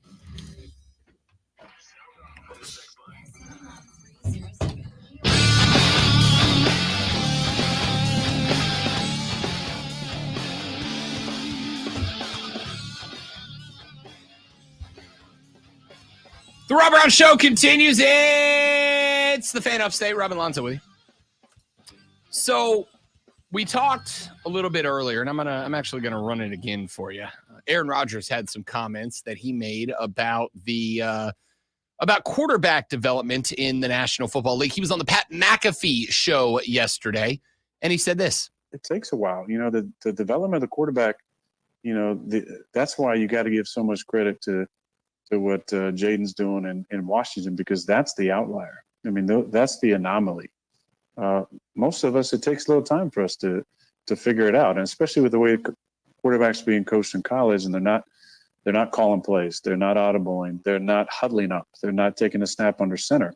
The NFL is a different game. The NFL is playing under center, especially with the way defenses are playing now with all this two shell. You got to play under center. You got to run the football, and you got to have play action. As you guys said that stat about Jared Goff, and all the yards that came off of the action game. There's a learning curve, and that's why what Jaden's doing in Washington is an outlier, and he deserves a lot of credit, as does Cliff Kingsbury and Dan Quinn for obviously the environment he's created there. But most of us, you know, we take a little time to get into it. We need some time to learn the game, to grow, to not have overreactions about our play. Whoa. Think if Peyton Manning had been playing in 2024. So, Aaron Rodgers says, look, here's the deal. It takes quarterbacks longer to develop. And he blames it partially on, and I think he's correct, the fact that playing quarterback at the NFL is different than playing quarterback in college. It just by default is. There is more to know. There is more to see. There is more to work around. It's a different style. He points out the fact that, you know, at the NFL level, you're taking a lot more. I mean, think about how many times, in fact, this Saturday, I want you to look for it. Watch how many snaps under center any quarterback takes. Very few anymore, right? Like very few. In the NFL, a lot of them are, right? I mean, it's definitely more spread than it's used to be. But the NFL level, a lot more snaps are taken under center. That's a very small thing, but at the same time, right now, go down to Bill in accounting, hand him a football, tell him turn around, bend over, and try to take a snap. All right? Make sure he knows you're talking about a football. Bend and snap. Legally Blonde. Great movie. Great movie. The point here is Aaron Rodgers is a person that I don't agree on very much with Aaron Rodgers, but he and I are lockstep on this one. And we've had this conversation before. I truly, honestly, genuinely, and entirely think that we are treating rookie quarterbacks around the league very poorly. I think the illustration of that this year, more than anything else, is Caleb Williams.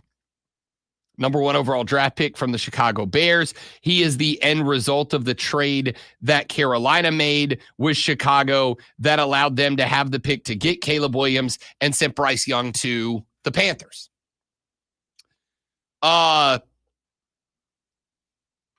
When you look at Caleb Williams, when he got drafted, that guy was named QB1 before he ever put on a blue uniform, right? Not a practice, not a scrimmage, not a camp day, nothing. That man was labeled QB1 before he tasted Chicago pizza. But it wasn't just that he was labeled QB1. He was labeled the Windy City Savior before he put on a helmet. The Bears fans were just convinced we're saved. This is the guy. This is the dude. We are saved. I got to tell you, handling that much pressure is not something many people are accustomed to or, frankly, good at. That's a lot to put on a kid. And while Caleb Williams in the last couple of, really the last game, he's had one game so far that he looked good. I think you could see that early in the season out of Caleb Williams. He looked overwhelmed. He looked exhausted. He looked like he looked like the pressure had gotten to him. You know what he looked like? He looked like the young rookie quarterback version of what Aaron Rodgers looked like in his post-game press conference after the loss this weekend to the Broncos. Lonzo and I were watching the TV Monday morning during the show, and Aaron Rodgers, there was a clip from his post-game presser, and Lonzo looks at me and he goes, he looks old. Not like football old, not like beat up. I just played a football game on, just regular old. You know that moment when you're growing up where I don't know if it happened to you, it happened to me. You know that moment when you're growing up when you look at your dad and you see him as like a regular guy now? Or you look at your mom and you see her as a regular woman now, right? They're not that superhero anymore. Like you see the age, you see the grays setting in, you see the bags under the eyes, you see the wrinkles, the crow's feet starting to form, and you go, oh, they're not an immortal super being like I saw. In my case, my mom's 5'2". So eventually I'm looking down instead of looking up that. Yeah. That's what we got with Aaron Rodgers. See, it reminds me more of, you see the pictures of when someone is elected president and then they show them like 2 years later. Yeah. Because of all the weight of, running the country. I think that might even be more apt than the parent one, right? I think that actually might be more apt than the parent one. When you levy that much responsibility onto the shoulders of a person, it's going to age them. Especially if they have some sort of feeling of responsibility. If it matters to them that they do the job in a way that benefits the most people, right? As opposed to just, I'm in this job because I wanted it. If you are talking about someone who genuinely feels the pressure not to succeed for them, but to succeed for all the people around and under them, you can think see it's more of someone who comes in kind of young and then they look old, not someone who comes in. I don't disagree, but old. what I'm saying is old, young, whatever. If someone is elected into a position of responsibility that their success or failure immediately elevates or deprecates the lives of the people that put them into that position, and they care about that. And I do think quarterbacks care about that, at least most of them. Just like I think, I don't want to say most, I'll say most. I think most politicians do care about making the lives of their constituents better. Not all, but many do. And I think you can tell the ones that do. So if a guy like Caleb Williams gets thrown into Chicago and the people of Chicago immediately start proclaiming him the Windy City Savior, that pressure is just, it's deflating, right? It just, it falls down on them. And so when you take a guy like a Caleb Williams or a Bryce Young, and you put that much responsibility on them, and oh, by the way, almost exclusively, these guys end up on absolutely booty cheeks teams, just bad teams. And you put them on a bad team, and very frequently, not exclusively, but very frequently, you put them on bad teams with coaches who are fighting for their lives. Matt Eberflus came into this season fighting for his life. Frank Reich last year went into that season in Carolina fighting for his reputation. And this is why I've said in years gone by, for a lot of these coaches, they don't care about the development of the quarterback. They care about winning games and, frankly, not much else. And again, I think to some degree that makes sense. But they care about winning games because they care about their job, their reputation. And if you care more about winning games than developing a quarterback, you're not going to develop that quarterback because you're not dialed in on that. And that has to be something that you have to focus on.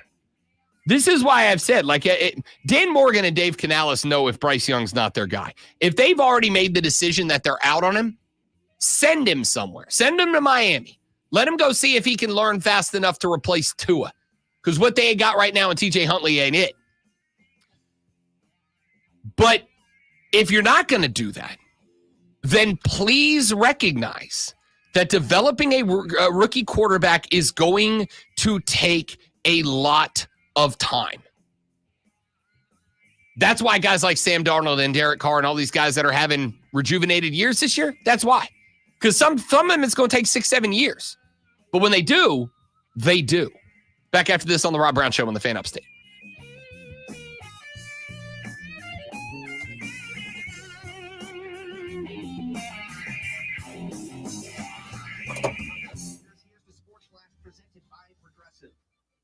Best of 3 wild card. The Padres shut off the Braves 4-0. Game 2's today. Road game for the Panthers this week at Chicago. Carolina's 1-3. Shaq Thompson out for the season. Has been placed on the injured reserve. Chandler Wooten added to the active roster. The Panthers signed former first-round pick Caleb Farley to the practice squad. It's a road game for number 15 Clemson football this Saturday. A matchup in Tallahassee, Florida, against the Florida State Seminole. The Tigers looking to extend just the one Seminole. Streak. They're 3-1. Well, yeah. I mean, you know. Seminoles are 1-4, 1-3 in conference play. Not even a specific one. It was just a random one. They Just pointed one and said Seminole. that guy. That Seminole. South Carolina's 3-1, 1-1 in the SEC. Ole Miss 0-1 in conference play, but 4-1 overall. Bundle auto and Bow, bow, bow, bow. Download the Odyssey app, search the Fan Upstate, and listen anywhere on your phone. That's the Sports Flash on the Fan Upstate. In business, success is never by chance. You know that better than anyone. So why settle for a marketing agency that gambles with your money? At Scale Marketing, we've been in your shoes. Our Our founders successfully owned and operated businesses long before becoming marketers. They understand the business of, well, business. We specialize in performance marketing for mid-sized B2C companies with teams of over 100 people, from traditional and digital marketing to media buying, data science, and creative production. Scale Marketing manages it all. Our tailored strategies drive measurable growth, turning your challenges into opportunities. Imagine your company leading the market, not just participating in it. That's what we do at Scale Marketing. Don't let your business growth plateau or underperform.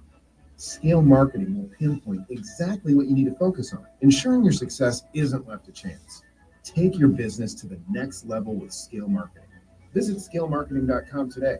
That's scalemarketing.com. What if I told you that there was a single management? Thank you, Steven. Appreciate you, big dog. CRM, accounting, manufacturing, marketing, inventory, sales, and everything in between for a fraction of the cost of the dozens of disconnected platforms most companies rely on to manage their business. Sounds pretty good, right? Well, that's Odoo. Odoo is the end-all, be-all for any business of any size, and it's ready to help your company reach the next level and beyond. Learn more at odoo.com. That's ODOO.com. From the Ingalls Market Studio, the Upstate, 97.7 FM Greenville, 97.1 FM Spartanburg. live from the Free Odyssey app. Now, the Infinity Sports Network. Your guide to the gridiron, the maestro of the matchups, and the keeper of all things cool in the This is the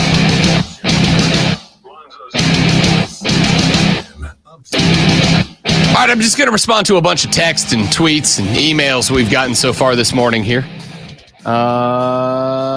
because I want to. James said the national host will blame Chicago's coaches for 18 months for not giving Caleb help. James, they'd be right. And now let me clarify this. I said coming into the season, I think Caleb Williams has come into the best situation regarding the roster around him of any quarterback in recent memory. I think he came into a better roster than C.J. Stroud, Anthony Richardson, Bryce Young, Will Levis, Jaden Daniels. I think he came into the best roster situation of any of these guys. I also think he came into probably the second or third worst coaching situation of any of these guys as well. Eberflus was already hot-seated coming into this year. He was hot-seated because of the reason the Bears were in the position to draft this guy. Because they had they weren't going to have the number 1 overall pick. That was going to be Carolina, but they were bad enough in his tenure to have high enough draft picks that they could send to Carolina to justify Carolina sending them over the number 1 pick for this year in return for the number 1 pick last year. He was already on the hot seat. And so this is why I have been saying for a hot minute now that if you're looking at the Chicago Bears and you suddenly expected that one player was going to overcome the everything else that has been bad in Chicago for a couple of years, if it did not include either a coaching change or B, at the very least, a massive coaching philosophy change, I don't know what to say. I don't know what to say. So Chicago can say one thing that Carolina cannot say. At least they set up Caleb Williams with talented players around him to give him the best chance to succeed. But the other thing Chicago can say, must say, in my opinion, is you brought him into a crap coaching situation with a coach that nobody knew if he barely survived last year. And it took a pretty, I'll give the credit where the credit's due. It took a pretty spectacular back half of the season from Justin Fields last year to save Matt Eberflus's job for this year and give him a chance to coach up Caleb Williams. Wow, you just said something positive about. I'll say a lot of positive about Justin Fields. I just think it's going to take some time. That's all. And I don't think that's disrespectful to the young former Buckeye at all. To say everything was so bad in Chicago that I think it will take time. And I could be wrong. I said that as well. Could be wrong. And he did look better last weekend, Justin Fields. They're 3-1, I think. So, I mean. They are. Again, they also were a plus 500 team last year. Who was the Steelers quarterback last year? Exactly. So. Pickett? No. Baby Hands. Yeah. Well, was one of them. Yeah, they had like a couple. By the way, did you see the Mason Rudolph story?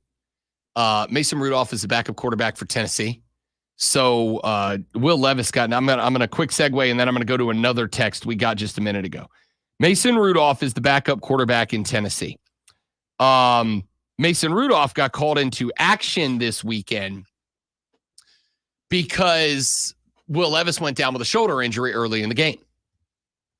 There was a guy that was at the game, a Tennessee fan from Nash Vegas, and he made a video at the game, and he said, y'all, I was talking, his girlfriend was with him at the game, and he's like, y'all, I was talking with my girlfriend, and when they announced that, and I saw a write-up of the story after it happened, so I may not have all the details 100% correct, but it's pretty close. There was a guy at the game, and when they announced that Mason Rudolph was entering the game, my girlfriend kind of like went wide-eyed for a second, and she's like, did they just say Mason Rudolph? And the guy said, yeah, why? And she pulls out her phone and opens up, I believe, Instagram. And she goes, he slid into my DMs today. And she pulled up the messages, allegedly, from Mason Rudolph's verified account, where he was just like throwing game at this guy's girlfriend on game day in a game that he got pulled up in. She's like, I didn't know who it was, so I was just ignoring him. I didn't interact with him. I didn't reach out to him. He just saw my picture because I guess she had on Titans gear or something. Saw my picture and slid into my DMs asking me out. And the dude's like, yeah, well, he just killed my 3-leg parlay, so don't talk to him anymore. I was like, that's probably not the reason for her not to talk to him, but like, I respect the hustle. I respect the grind.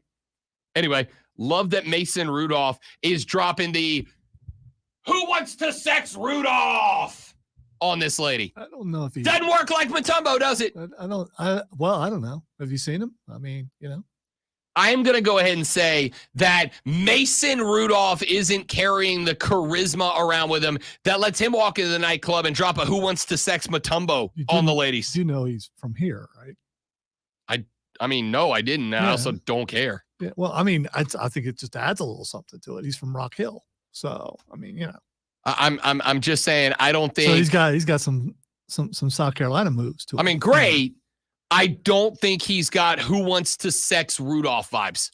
That's all I'm saying. Well, by the way, saying that just sounds totally wrong. It just, I mean. Who wants to sex Rudolph? He said I'm cute. Oh, I did it last night, by the way. Did you? Yeah. You did the thing? I don't want to know if you did something else. Yeah, no, I said who wants to sex Rob Brown. She didn't. Okay. She walked in the door and I was back in the bedroom because that's where the generator plug is set up right now. And I came out of the bedroom and I looked and I went, who wants to sex Rob Brown? And she was halfway in the door. She looks down the hallway at me and she goes, ugh, and just closes the door with her outside of it. She went back outside.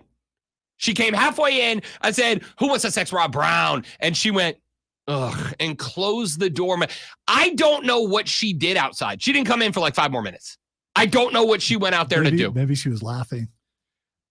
No, I don't think so. But because it was a funny joke, not anything else. Oh, no. Yeah. No. I mean, No, she came back in and told me not to talk to her, which is fair. which is fair. She opened the door and she didn't get a, hey, babe, I missed you. I hope you had a good day. I hope work was good. I hope you got a promotion. I hope your boss was nice. I bought you some flowers. I cleaned the kitchen. She got none of that. She opened the door after a 9-hour day at work, which, by the way, I'm not going to reveal where she is, but suffice to say, she's a necessary employee at a place that's very important to the recovery efforts of the upstate of South Carolina. So her job was not like ours where, yeah, we got some stuff to do, but we also have got 4.5 hours where we just sit around and goof off and have a good time, right? She has a real job, a stressful job, a job where if she screws up, it makes life harder for a lot of other people. She had a 9-hour day of that kind of day, came home, opened the door to her home, to her husband of 11 days, who greeted her after her second day of 9-hour days at a mandatory real job with the words, "Who wants 2 sex Rob Brown?" So she closed the door, went back outside, came in about 5 minutes later, and said nothing to me. Not a word. Someone told her. I mean, you said it 1,000 times yesterday. She knew it was that you were going to do that. And maybe back in her mind, she believed, nah, he's not. That's just he's not really going to do that. And then you did it. Oh, I did it. You seem pretty proud about it too. By the way, I told you the victory was not going to be whether or not we ended up doing the old unskinny bop, bop, bop, bop. The victory was just having that moment. Okay. The victory was just having that moment. And I had that moment. And I got to tell you, I'm not going to say it was as good as the old Oingo Boingo. I'm just going to say it's pretty close. It's pretty close. Well, I mean, you were a good distance before you did it too, which is probably a smart move. Oh, I was on the other side of the house. Other side of the house. I mean, you might have got hit. James says, "Who wants to sex Jimbo?" has a success rate of 0%. I can now tell you who wants to sex Rob Brown has a success rate of 0%. I am batting 0. All right. So just 0. You going to give it another shot today? I mean, Not today. I will give it a few days. Okay. I will give it a few days. And in memory of Dikembe freaking Mutombo. No, not today. I will try again next week. The only way that whole thing gets better is if she looked at me and said, No, not today. Which she did, but she didn't say it like Dikembe Mutombo. She just said it like herself. Which is fair. Again, 9-hour, very stressful job with other people's well-being depending on her success or failure. And she got greeted by her husband of 11 days with, "Who wants to sex Rob Brown?" See, that's the thing. You were trying to relieve the stress that you had throughout the day by being funny. Yeah. I thought it was hilarious. Texas said, "Rob, I can fix college football right now. Divide all teams into 4 leagues. First to fourth, top 50% of each league makes the playoffs for the league. League champ and second place move up to the next league. Last and second to last are relegated to lower leagues." Listen, I love the idea. I'm a big promotion and relegation guy. The soccer world has been doing it for 1,000 years, and they keep doing it because it keeps on working. But here is the thing. It's America, the man. thing You don't do that in is, America. Come you on. do absolutely. It freaking works, and we don't do that because America is a real dumb argument for not doing something. Says you. But no, okay. Now, put that aside for a minute and why Lonzo's wrong. Let's talk about it this way. They're not going to get on board with that. Do you know why? Because if you get relegated, you make less money. That's it. Which If means I'm you right. get relegated, you make less money. So a school that is already in the dance and is already benefiting from being in the dance is not going to say, yeah, I will risk accepting less money so that Rob and his listening audience, the Armada, like football more. It's not gonna happen. Texter said, "Rob, that was a TikTok of a girl and a guy in a Dolphins jersey, but she is a well-known betting pundit it was wagertainment. Oh, I got. All right. Well, I was wagertained. No way. You got. Corn Chip texted the show and said, my wife will catch an assault charge if I pull that with her. I'd get my ass whooped. Corn Chip, you're telling me if Mrs. Corn Chip walks in the house and you hit her with a, who wants to sex Corn Chip, that it's not going to work? Yeah, Come that on, also man. does not sound right at all. It sounds kind of. Come on, man. Sounds kind of weird. Brown Show presents Twitter. Maybe use your real name when you do it. Unless your real name. No, not today. I was gonna say unless your real name actually is Corn Chip, but I'm pretty sure it's not. The first thing that's Xing is it's hard. Today was difficult because you know what's trending all over the place, and I'm gonna try to stay away from that. First thing that's Xing is CM Punk. CM Punk was the special guest referee in a championship match on NXT, where former South Carolina Gamecock Trick Willie Style is your new NXT heavyweight champion. 2-time. And then he bought pizza for everybody in the arena, which I thought was very nice of him. Yeah. I mean, I guess it kind of works. I mean, he bought ice cream last, but he only does it in Chicago. They're in Chicago. For sure. I mean, buying food for your hometown. It's a dope move. And buying them their food. Did you see the shorts? I did see the shorts. Yeah. More importantly, I saw him steal HBK's hat. Yeah. And more importantly than that, I saw HBK without a hat. Yeah, you don't. It's not. He's Sean, big. No. Just let it go. No. Like Elsa. Let it go.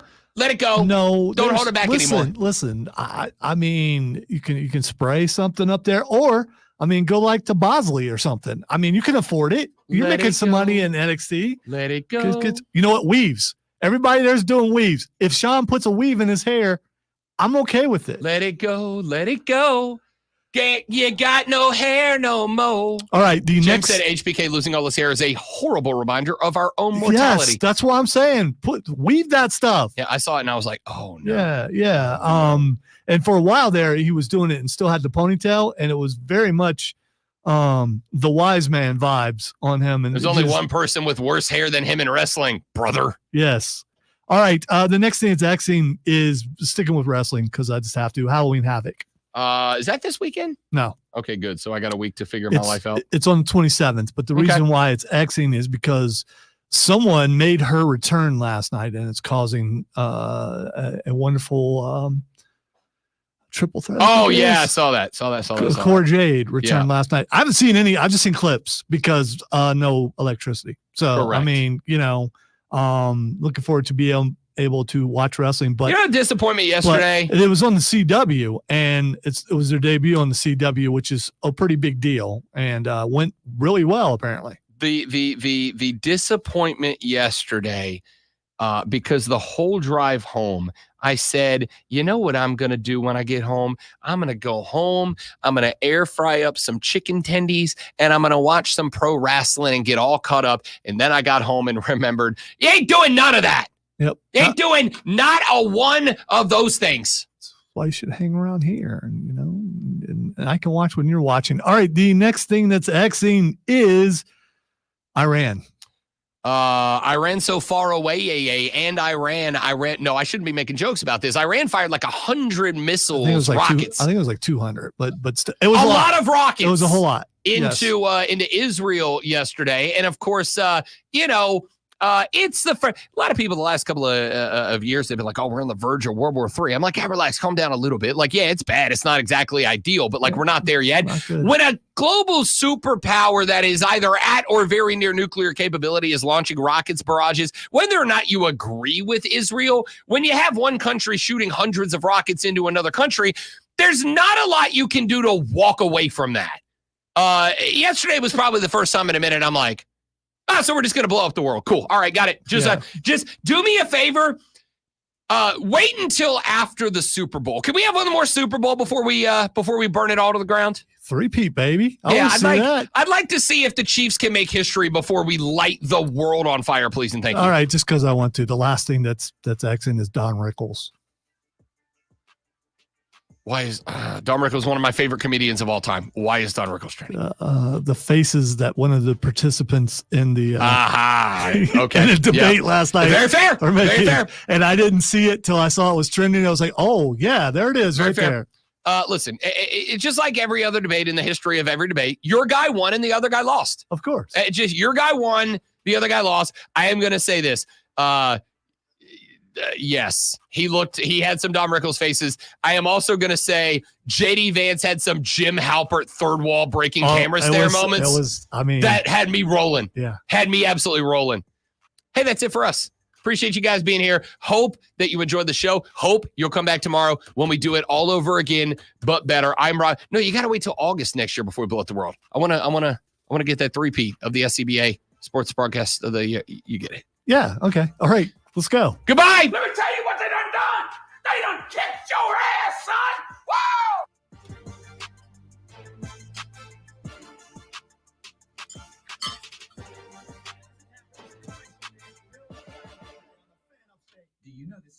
Holy crap, he really did have Don Rickles' face. That's really funny. I mean, of course, they're catching stills of it and putting next to it. It's like, oh. Mm-hmm.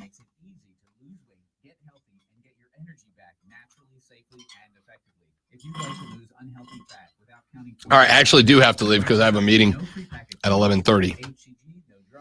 And I said, you know why I said yes to the meeting? It's inside at a place with power.